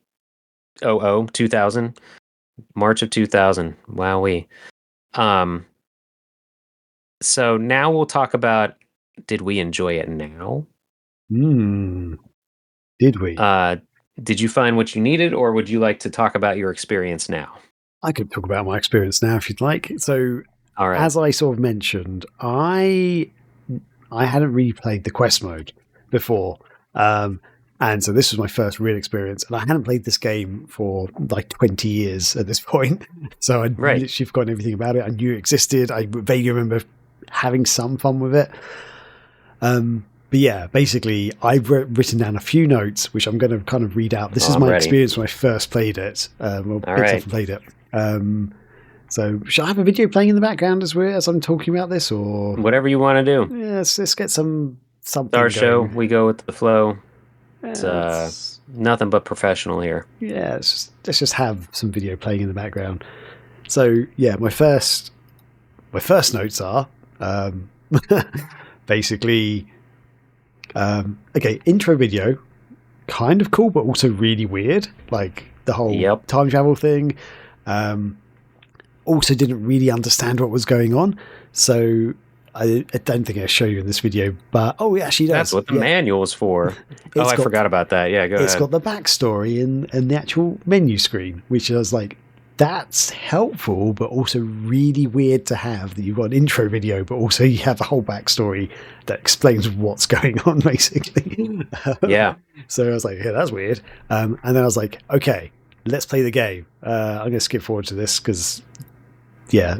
So I was like, okay, this car is hard to control. I was like, what is going on? And I basically started playing the level. I found an enemy. I was like, oh, an enemy. Let's fight it. And then it killed it. I was like, right, what's next? And that was the end of the level. I was like, well, that was quick. Yeah. And then... Yeah, it does start with just one enemy, right? Yeah. And then went to the next level, which was the swampy level, basically. And I was like, okay, let's kill this bad guy. And I was like, oh my God, these controls are bad. And it's like, I physically can't go in a straight line. It like... Even on the flat surfaces, my car seemed to just veer off randomly. Oh, I just hit my mic. Or like it would just go really. And I was like, there's one point I was just like turning and just spinning around. It's like, what is going on? This is really bad. And there's like, oh, an alligator. Mm-hmm. And then just like in this video, actually right now, I was upside down. I was like, why am I upside down in the water? How do I fix myself? And then I was like, I was like trying to do things, and basically, eventually, I got shot.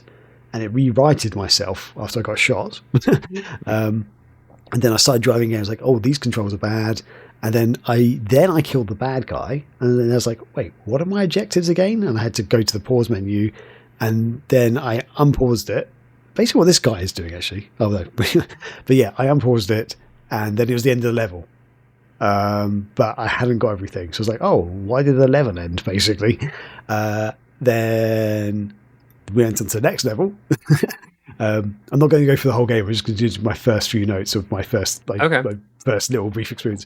This next level, which is this in Florida or something? Yep, that's Florida. So it's like you're on kind of like this little island, and there's a couple of little islands around you with the space rocket and stuff. I was like, okay, this level looks pretty cool. And then I was like, you have to find some bombs or something. I was like, I can't find the bombs. I was driving around this island trying to find the bombs. And then I got sucked through a building at one point. I was like, what the hell's going on? And I saw an enemy, and then I couldn't find the enemy. And I was like, where are the enemies? No one was attacking me for like 5 minutes. Like, genuinely, I was just driving around. No one was shooting me. And then I accidentally picked up the flying thing, which I didn't know existed. I started flying. Yeah, I was like, what is going on? And I was like, ooh. And then I flew through a building. Like, basically, it clipped me through the building. I was like, okay, that's weird. Yes. And I was like, how do I control this thing? Couldn't work out the objective, so I just started shooting everything, basically. Then I opened the doorway in the rocket pad, and I was like, I'll see what's in here. And I was like, I'm being sent into space. And I was like, oh, now I'm falling, and now I'm trying to grab objects. But the controls were so bad, I missed every single object. I could not pick anything up. Yep. And then I finally found some bad guys. I killed the bad guys, and I was like, what are the objectives? And then it went, oh, the level's ended. And I hadn't found the bombs or anything. And then the next one will be probably the one I'll stop at. But the next level is it's a train ski yard resort. Train yard one. Pennsylvania. So that's one, where I am. Basically, I picked up one of the flying things early on and spent most of the level just flying around. And I was like, these controls suck. Like, I was really struggling. And I managed to randomly pick up the briefcases on this level purely by chance. And I actually beat the level properly, which was good. All right. Yeah. But anyway, so yeah, okay. To sum up, basically, I was like, these controls suck. Like, I found it very hard to control the cars. Half the time I didn't know what the hell was going on. I didn't know what I was doing. I didn't know there were special moves until you mentioned them in this podcast, Scotty. Yep. Yep. So yeah, I actually just found them in the manual because I didn't even bother to read the manual. I think I checked the manual for one thing, which was how to right myself after being upside down, but it doesn't seem to tell you that. But I didn't bother to actually look through the manual properly at everything. So always read your manual, kids. Yeah, if you can. Yeah. But I did actually play through. I played through the first two characters missions I completed, the quests, and I have to say the storyline is just weird as well. Like, so every character has their own kind of story. Their reasons for being there, basically. And as I was playing it, I was like, this doesn't make sense. They keep mentioning characters who I don't remember who they are. So I'm like, what is going on? And it's kind of like a little text bit between each level. The levels are the same for every character, basically. And the first, I guess, like depending on the team that you're playing as, the objectives are the same, but then the objectives change for the other characters. So yeah, when you play as the bad guys, the coyotes, is it the coyotes are the bad guys? Yeah. Compared to the vigilantes are actually trying to help fight for justice in a way. Right. Yeah. But yeah, rather than diffusing bombs, you're Collecting bombs. them. You're collecting them to bomb a place or something. But yeah, it was weird though. Like the first few levels, I was really like not that impressed with. Oh yeah. Mm-hmm. Also, sorry. Before I forget, this level here, which is like kind of like a nuclear power plant level. Right. This level took me over half an hour to do. I believe I found out my settings were incorrect because I had the settings like the damage down to the lowest. So every shot I was doing was only taking a tiny, tiny piece of their health off. You have to set the damage up to the highest, and then it makes it a lot easier, basically. Or weird. Yeah, I don't know if you know about that, but basically, nope. Yeah, like shooting. I just spent ages just like shooting the crap out of these people, and nothing. They're basically not getting damaged at all. It was really frustrating. Okay. But yeah, when I changed the settings, I did this level in like 5 minutes, a lot quicker. Interesting. Okay. There is a way when you have the different driving mod on, like if you have the hovercraft stuff, if you hit on the Dreamcast controller, it would be A and X. So whatever the bottom and top face buttons are, if you hit those at the same time, it disengages that. It gets rid of it, which I kept accidentally doing when I was in the stupid ski loft area, the ski resort, what we're showing now. Yeah. I kept accidentally doing that when I was trying to change the person I'm targeted on. Because from A, B, X, Y, A is accelerate, I think B is brake, X is maybe change weapon, and Y is change target. I think X is handbrake. I could have those backwards. I think. Oh, is X handbrake? I don't know. And then right triggers machine gun, left triggers specified weapon. So X is brake, B is toggle weapons, and Y is select target. Yeah. Got it. But each character, we didn't mention it yet, has a special weapon, and they're oh my god, they're designed to match the character's personality. So like Convoy is in a big semi truck, so his special is just a air horn blast from the front of his, when he honks his horn. Boogie there has a disco ball that floats and like blasts people with colors. Dallas 13 is the easiest one to play with, and my favorite character, he's a robot cowboy, and he just has a giant laser he shoots from the front. That's pretty cool, the middle, the Coyotes, their campaign is the easiest because all you do is collect stuff and destroy stuff. That's it. Okay. Ooh. And so every level ends when you destroy the enemies, though, which is sounds like the issue you were having there. But if you are confused about the story, don't worry. They released a one-shot comic book you can get on eBay. Yeah, but all of your issues sound legitimate, or they are legitimate. The controls are difficult. The physics are barely existent. Oh my god! Yeah, that was the other thing. The physics are just terrible. Kind of why I love parts of this game. Like you would hit them. One of the gun that looks like a tank turret that's yellow. If you hit down, up, down, that's called a turtle turnover. Down, up, down machine gun. You blast them and they just fly. That was the video I sent you. I hit it with the turtle turnover, and the prison bus like launched up the side of the level. Yeah. There was a time where I could not kill an enemy because they got stuck on the invisible wall and I couldn't reach them, but they just eventually blew up. So mission complete. But my notes here, it has not aged well. I will admit that. I still know the combos for the attacks like it's a fighting game, which was crazy to me. The physics, though, I have my notes here. Physics, what are they? But it is kind of fun until it prevents the game from progressing. I encountered a moment in the oil refinery or like the oil harbor. Oh yeah. No, sorry. Not that level because that's up in Alaska. The one that's like a some sort of docking plant Oh thing. Like yes. there's a big Yeah. bridge going across the middle, and there's boats, and you I have to think it's the protect a next level. barge for certain campaigns. Yeah, that one there. Yeah. Where there Oh, is a. Go ahead. You I was got gonna it. say the protecting the barge thing. That was a mission I had to do. Hmm. Never was a problem. They never No. attacked the barge. Yeah, the AI sucks. The AI, unless you change the difficulty, the AI never bother trying to destroy the thing you're trying to protect unless they accidentally do, or like if you like someone special, if Dallas 13, the cyborg cowboy robot dude I mentioned, if like you're on a side of the building that you're supposed to protect and like he's trying to find you and he like sees you around a corner maybe, so he just blasts his special, he might like accidentally destroy the building you're trying to protect and then you'd Yeah. fail that mission. But otherwise they're not actively trying to destroy stuff unless you change the difficulty. Okay. Um, but what is annoying on some levels is they'll collect the items that you need, and so you have to time it so that you kill them, and before it finalizes the mission, the level, you have to grab that item before like the objective screen comes up at the end. So It's a pain in the ass. I was going to mention this for the lodge one, the ski lodge one. Yes, So it happened with the oh, briefcases. where's the lodge gone? I've lost it. All three of your opponents start with one of the three briefcases you need. Yeah, and here's the thing: you don't just collect them; you have to take them down to the ski lodge. You have to dispose of Right. them at the ski lodge. The Yep. thing is, as soon as you kill the third one, it ends the level very, very quickly. Like within Yeah. 10 seconds, the level ends. But you've got to try and get the briefcase to the ski lodge in that time.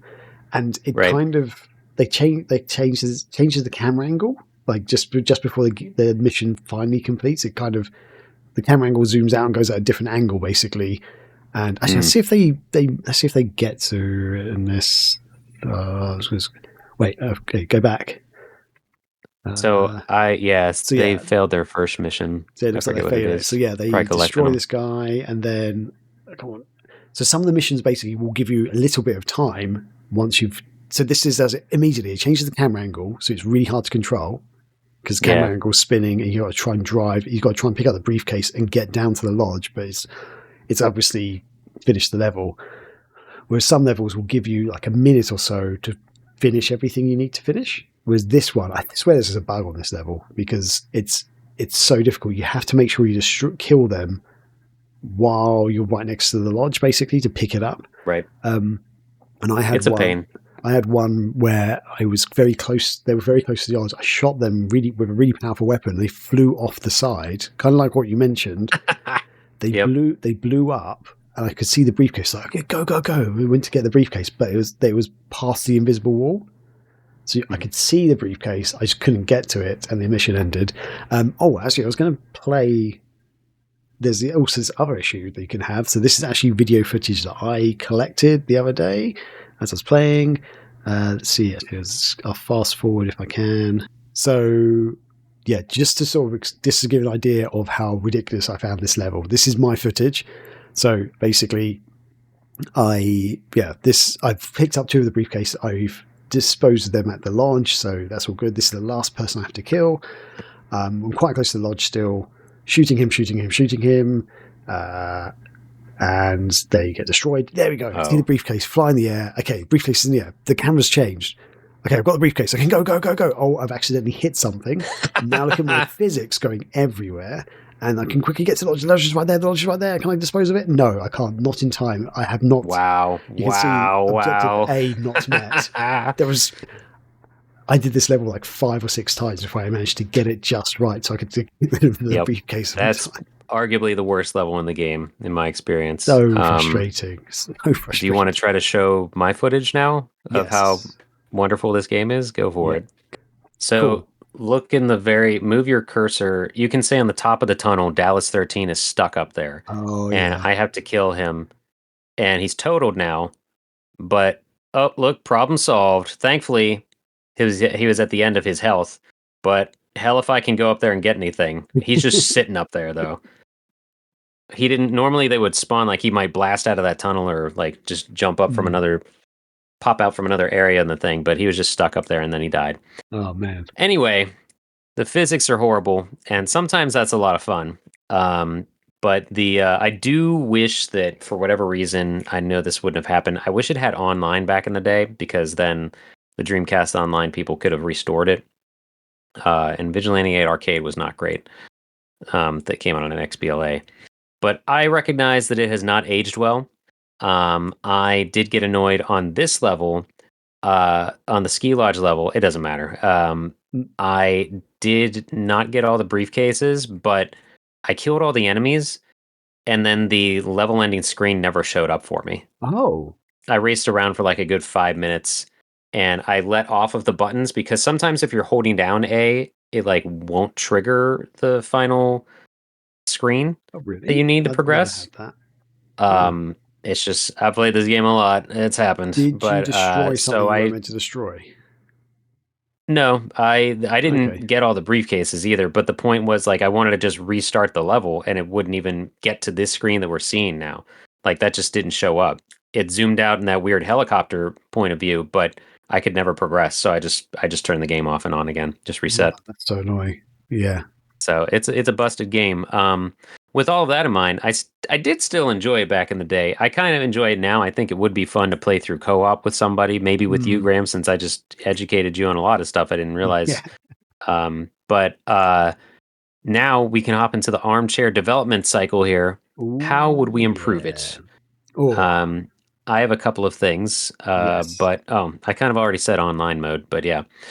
What would you like to do if? And then I added another thing which we can go into, like, what if this game was made today? How would it be different or Cool. something? But we don't have So, to do that if we don't want to. should we go? Should I say one, then you say one? How do you want to do this?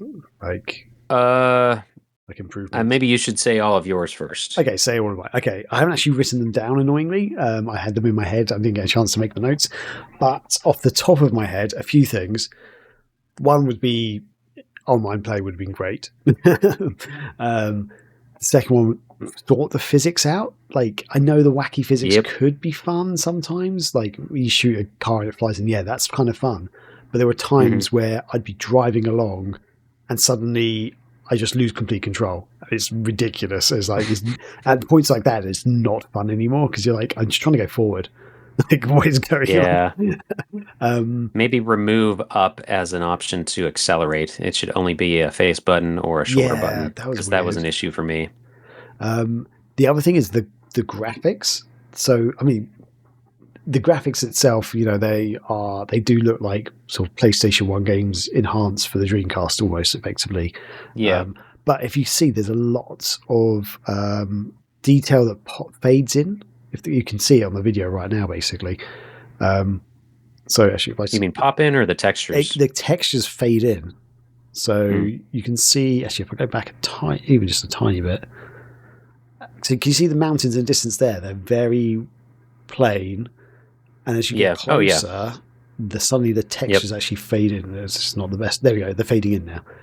I mean, stuff like Dreamcast could handle that. But we've got lens flare. Whoa. Lens flare for days. But yeah, basically the Dreamcast could handle that in the distance. Like, I've seen other games on Dreamcast which can do that fine because the textures aren't even that detailed. Like, things like that. I think slightly visually more appealing would be good. So I guess those are the key things I'd like. Slightly better graphics.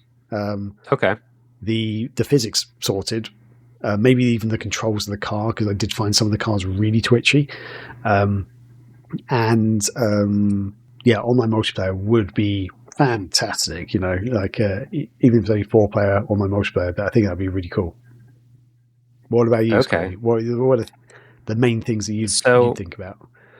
Did you try the game as any of the big vehicles, like the semi-truck or the prison bus? No, I didn't, actually. They are so much easier to control because they're slower. Okay.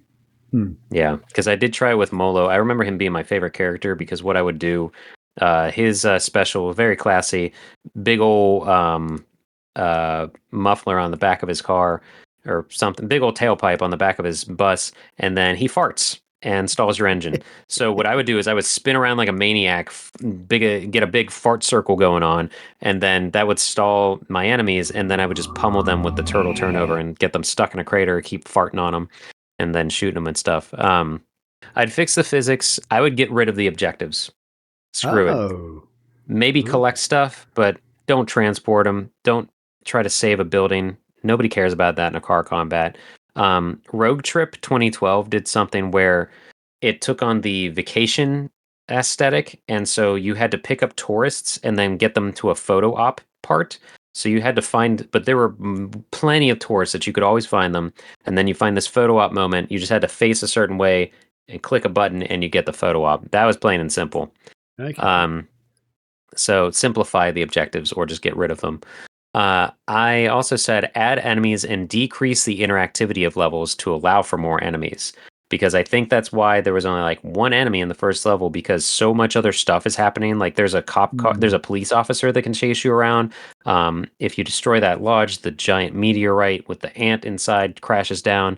You know, there's a drive-in movie theater with stuff playing on it. There's so much stuff going on in the levels that I think that's why they didn't have a whole lot of people, a whole lot of enemies. Like I remember in Twisted Metal, there's like up to 8 people in Twisted Metal 2 or something on earlier levels. There's more than just 4 though. I do remember that. But since it is so manipulative, like the landscape, you can create craters with some of the weapons and stuff and just destroy buildings. Maybe add a level creator, maybe a map editor or something to make your own levels and make them as dumb and goofy as you want to, or as plain as just a big old field or something, you know? Okay. And then I did say also add online mode. And then if we want to use this to trail into if it was made now, kind of taking the Left 4 Dead idea where you had 4 humans versus 4 special type zombies. I would say if you had an online versus mode, you could have like 4 vigilantes against 4 coyotes. So maybe the vigilantes are trying to grab the briefcases and destroy a building, while the coyotes are trying to protect the building and prevent them from stealing the briefcases or something. So that you'd have 4 on 4 with like the cross campaign kind of idea. That's quite a cool idea, actually. Yeah. It's ever since I played Left 4 Dead 2 forever ago, a lot of it. And then Alien Colonial Marines tried to do that. There was a mode where you could have 4 Marines versus 4 Xenomorphs, and it was just the Marines going through the campaign, and then you had, just like Left 4 Dead, 4 Marines, human players going through the campaign, where 4 human players were the Xenomorphs trying to stop them from getting to the end of the level. So I think that would be cool if they I never got incorporated that too. On that. I unfortunately played a lot of Alien Colonial Marines, but that would have been a cool idea, I think, if they had added it somehow to Vigilante 8 Second Offense. Yeah. So, what do you think about any of those? Or if it was made today, we could go into that. So but what do you think about those ideas? I do actually like the objectives in the game. I think that makes it more fun for the single player. I think that's actually quite an appealing thing. I think some of them need to be tweaked and improved. I think it would be better actually if the different characters had even just slightly different variations on the objectives. Like even if you're on the same team. Because as I sort of mentioned, depending on the team you are, the objectives change, but not the characters. So it does become very repetitive if you're playing through trying to unlock all the characters and stuff, which I found quite annoying. But yeah, no, I like the objectives. I think maybe they can improve some of them, change some of them around. I think that'd be pretty cool. I was trying to find something to do with the physics, but I can't find it in a video. That's why I've stopped sharing my screen. That basically on the excuse me. On the sorry. On that dockyard level, there was a bit where I was driving across the bridge and I had an enemy directly in front of me, and I used my special weapon, and it hit a invisible wall on the bridge, and I kept flying backwards because it wasn't even hitting the enemy. And I recorded it, but I can't find the clip of the video, which is really frustrating. But yeah, it was. I had like 3 or 4 times I was going across this bridge, perfect line of sight, bang, I get hit back. I was like, what's going on? Which character were you? I think I was that gold robot guy. That okay. No, I wasn't. No, I tell a lie. I wasn't. I was the. I think it was the second guy. His special weapon is just that kind of powerful rocket thing, I guess, or powerful shot. It's like a single shot, really powerful weapon. Maybe John Torque in his El Camino or something. I don't know. Yeah, or I think Houston, that's who it was. I forget what hers is. But yeah, let's bring up screen share again. So yeah, what was I saying? Yeah, I like the objectives. Get stuck in a bridge. Yeah, but yeah, I like the objectives, so I wouldn't change that per se. Improve them and stuff. For some of the other stuff you mentioned, what you said about the sort of the Left 4 Dead kind of idea, I guess that's kind of cool. Actually, that sounds like a cool. The factions against each other. I would. Yeah. I mean, there's no way they could have done it on a Dreamcast, but if they like re-released it now, I think that could have been a cool thing. Or even just a silly like capture the flag mode. Like just some sort of team stuff. I don't know. It's been a long time since I've played 4-player in this. I don't know if you could have teams or if it was only deathmatch. I don't remember. But find a manual for you. Aha! Please do.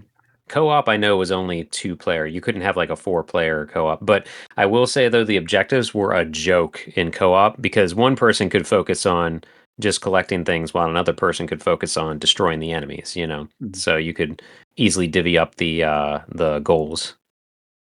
So, hot update for you. Multiplayer, you had the Brawl mode, so that's just deathmatch, and then you had team mode.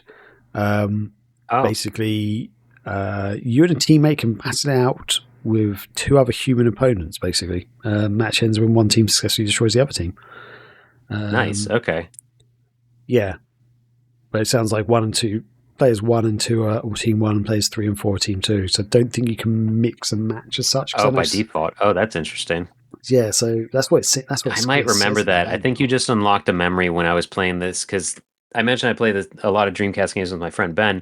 He was a year younger than me, and then both of our younger brothers were the same age, so we played every multiplayer thing. Like we played Toy Commander and stuff. So I do remember with this though, we would like literally switch controllers because it would only be player 1, player 2, P3, P4.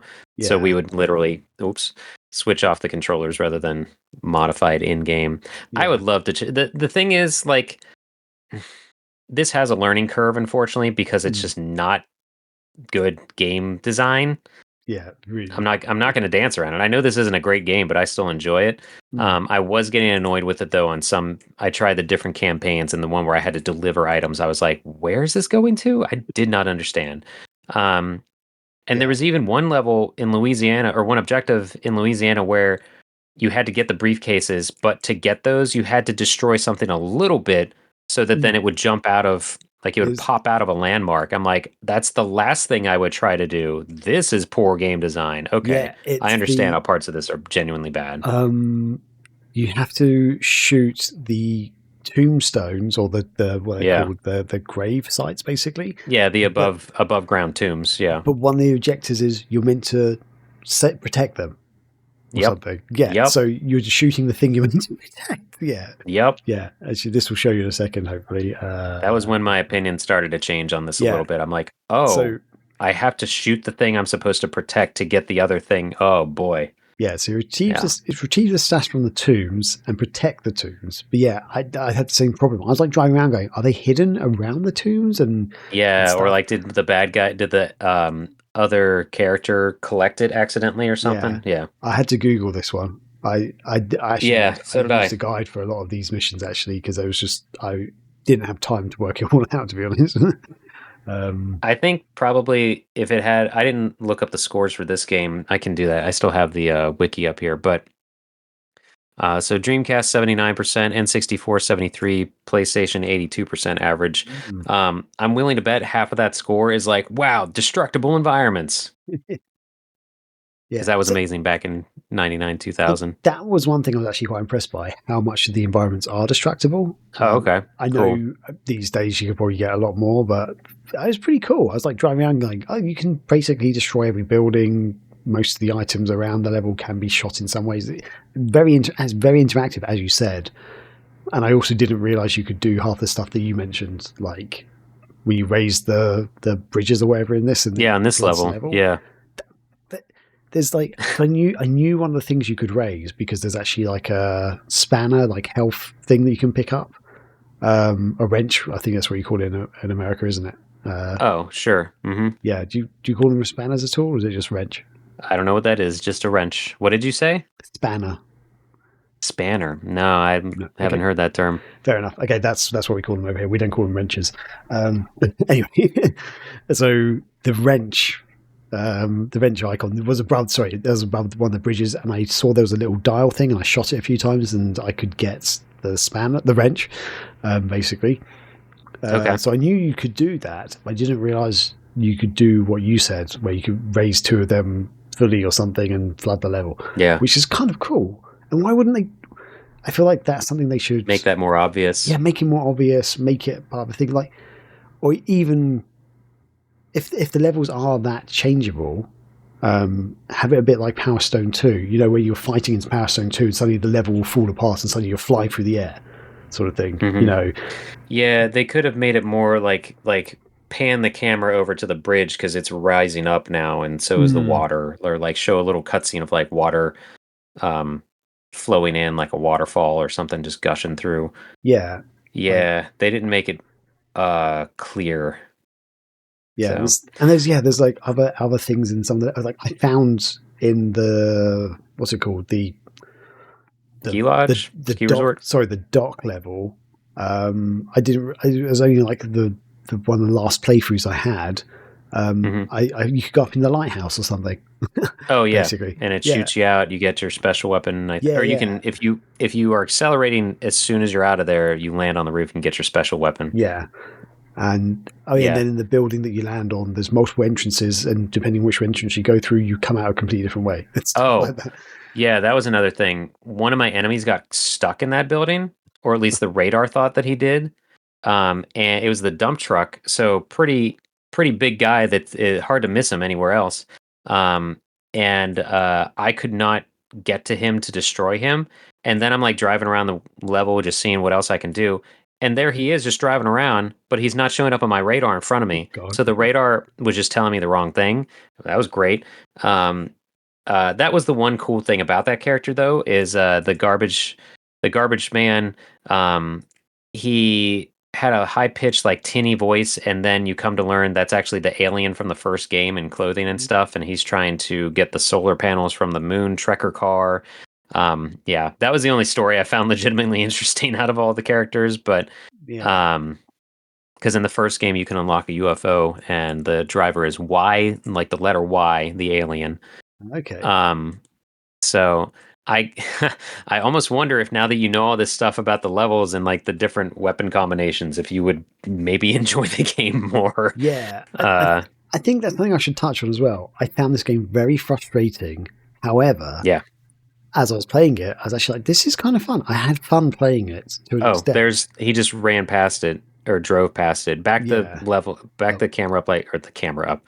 Like, you would not, what they're about to hit here, that little switch propeller thing, you have to shoot that like 3 or 4 more times and it raises the bridge. You would not know that. Yeah. But sorry, go ahead. That's cool. I had fun. I had fun playing it to an extent. So in short bursts and playing the quest mode, I was like, this is pretty fun. But the problem is, a couple of times for this, I actually sat down for like an hour-long stint. I did it a couple of times. I had like a good 2 or 3 hours playing this game solidly. And that kind of grated on me a little bit, because it was kind of just like, I'm not enjoying this game at this point. But when we're talking about it now, we're seeing some of this footage, I'm like, I kind of want to play it again. Like, there's something about it. It's kind of like, I kind of want to play it again. So I didn't finish all the storylines, so I should probably go back and try and finish the storylines. But interact with the levels a bit more, work out more stuff. I did remember one thing also. As you collect the power-ups, your vehicle does change aesthetically. Oh, does it? Yeah, like for the car we're watching now, when she collects more speed boost, she gets like 2 big tailpipes on the back of her car. Okay. If you max out the dump truck, the garbage truck I mentioned, if you max out acceleration, it's hovering by default. Um, and Ooh.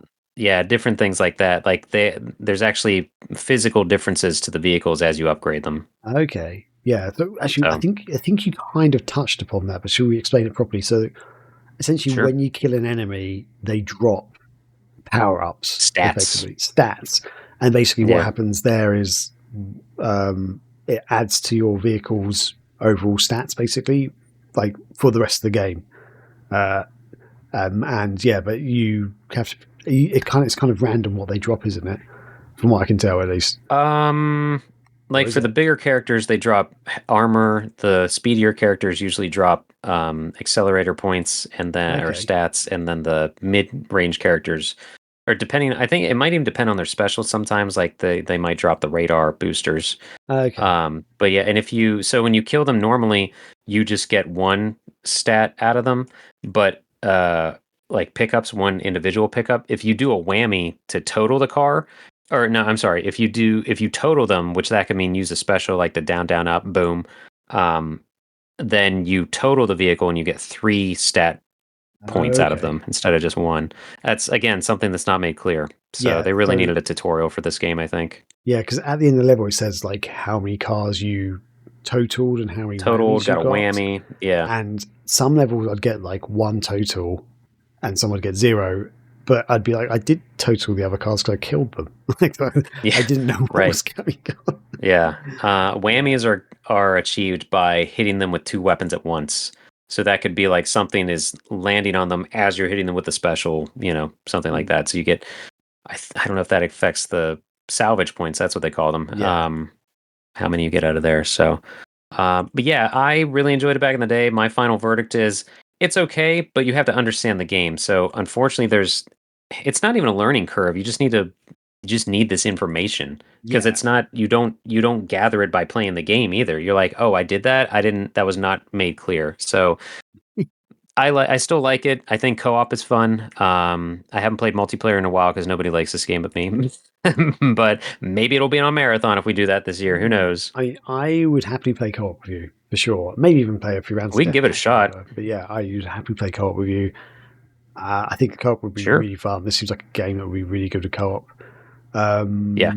But yeah, I kind of agree. I think it's not a terrible game by any means. It's just not great either. But It's there's fun. just There's so fun to be close to had. being solid. Yeah, there's a lot of stuff they need to explain, and as you say, there is a lot there, elements to it. You can kind of pick up some of the stuff, but at the same time, I still had to use a guide to work out how to do some of the objectives, basically. Yeah. Especially that ski lodge one. I was like, I must be doing something wrong. There's That's no way that nope. it You were should just not. end so quickly. But yeah, all the guides said Yeah. you got to be right next to the lodge and do it straight away. Right. Yeah. Yeah. It's yeah, it's so close to, and I think the only reason I knew so much of it is because I played the crap out, or like understand it, or understood. Oh my God, understood it to the point of being decent at it was because I explored it so much as a kid. Like it was one of the 3 games I owned on Dreamcast at the time, so I Mm. played the crap out of it, explored every inch of every level, found all the different things you can interact with and whatever. So, um, that's what they wanted you to do, I guess. I don't know. Mm. Yeah. So, Oh, yeah, armchair developers, just fix this game, no problem. yeah, I think we take our ideas. We could fix this. Yeah, Yeah. yeah. Actually, there was one. Sorry, I just remembered one other thing I would fix: the story. Make it better. I Yeah, it was an afterthought, maybe. I don't know. yeah, it just Somebody really likes their 70s action movies, and they made a car combat game also. yeah. I mean, the story's kind of interesting enough, but the way the characters are put into it, it just some of it just didn't make sense to me. I'm like, this is just weird. But it's Yeah, if you watch all the ending videos online, you see how the story links up, but even still, it's pretty bare bones, aside from mm, time travel involved. yeah, cool. So, Um, yeah. So, would you recommend people playing so it? Actually, Um, if you know what you're getting into, it's not as good as Twisted Metal. It's better than Rogue Trip, in my opinion. Um, I'd say try the first one to see if you like it, because this one adds so much. I think there's too much in it. The first one is a little more simplified. And yeah, what do you think though? Yeah, I'd say play it. Yeah, like I'd say it's not, as I say, not a great game. I would warn people, it's not a great game, but there is some fun to be had, even if it's only for like half an hour or something. Yeah, but you can Look up all the interactive stuff you can do and try to implement it. Try to engage in that. That would be a good idea to do actually as well. Yeah, I think I forgot what I was going to say. Shoot. Oh, car combat games stopped happening because first-person shooters got more popular and got more accurate. Like you have to aim, you have to line yourself up with the opponent exactly to hit them sometimes and things like that. So that's why there's no car combat anymore. Except when Sega did full auto, which was awesome. Right. Yeah. I don't know what they were thinking, but bring it back. Get Luxaflux on the phone. Do it, Sega. Yeah, please do. So I think in conclusion with Armchair Development, we have successfully made a better game. Yes. There he goes. Oh man, did you see that? I did, yeah. Sorry, yeah. Bus just launching. Yeah. So long, Molo. Let's go flip it back. So there we go. Flying in the air. Wait. So that was a special move, was it? See ya, sucker. Good stuff. Man. Cool. Okay, I think that. Yeah. So yeah, let's wrap up the show then. I think. Wrap it up. Cool. Scotty, do you have any shout outs or plugs this week? No, I was going to plug that we were on the Sega Lounge. So go check out that episode where we talked about Sega characters getting day jobs. And I'm actually going to be recording an episode with Barry of Sega Bits on the Sega Bits Swingin' News Report Show. It's the Ooh La La. It's Space Channel 5 tie-in. I forget. Oh god, Swinging Live Report Show or something like that. Yeah, something like that. So I think we're actually going to be live. I don't know when this will come out, but we'll share on our social media when I'll be live and stuff. But because that's going to be Thursday night that we're recording. Thursday night, July 31st at 9 p.m. Eastern is when that'll be happening. The original one is Ooh La La's Swinging Report Show. Swinging, okay, with no G at the end. You know, right? Yeah, so it'll be the Sega Bits Swinging Report Show. Then I believe is what it's called. Ooh, so we're actually going to talk about the early Sega fan sites and stuff. Like just talk about like a retrospective on fan sites, which is okay. I don't know. It's an interesting topic. I wonder if anyone's done that before. So I'll be talking about Sega Addicts. Oh, so that should be yeah. It was a while ago, but yeah. So a lot of Sega Spirit going around right now, which is cool. What about you, Graham? To be honest, I don't actually have any shout-outs this week. I guess, as you say, Sega Lounge episode, check it out. Shout out to KC and the Radio Sega team in general. But yeah, Sega Lounge, awesome. Always good stuff there. And yeah, please check it out. Not just for us, check it out for any of the other shows they do. Really. For sure. Cool. Right. Well, thanks for watching, everyone. Thanks for listening. Hope you kind of enjoyed the show. It's a little bit different to what we normally do, but hopefully it's something we can do with other.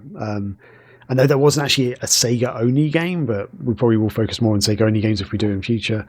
But that's my fault. I just wanted to talk about Vigilante at Second Offense. It's Sega related. Let's do it. Why not? You know, that's what. You know, it's not these Oreos. I forgot to mention. They're gross.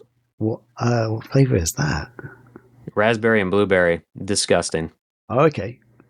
Like chemical garbage. Hurts my teeth. They're so sweet. Don't eat them. Wow. I mean, I'd say that's all. Normal Oreos, to be honest. But okay. All right, let's get out of here. Yep. Cool. Well, thanks for watching. Thanks for listening. Don't forget to like, subscribe, leave comments, or whatever. And hopefully we'll have more audio episodes out there on the different platforms and stuff. So yeah.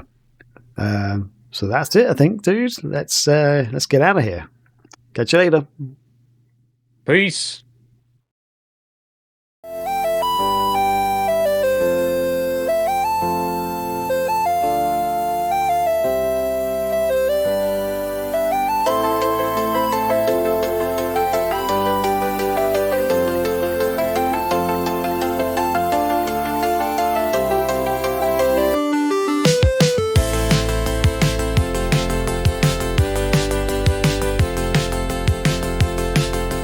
You have to work it out, think about it. Just work it out, work it out.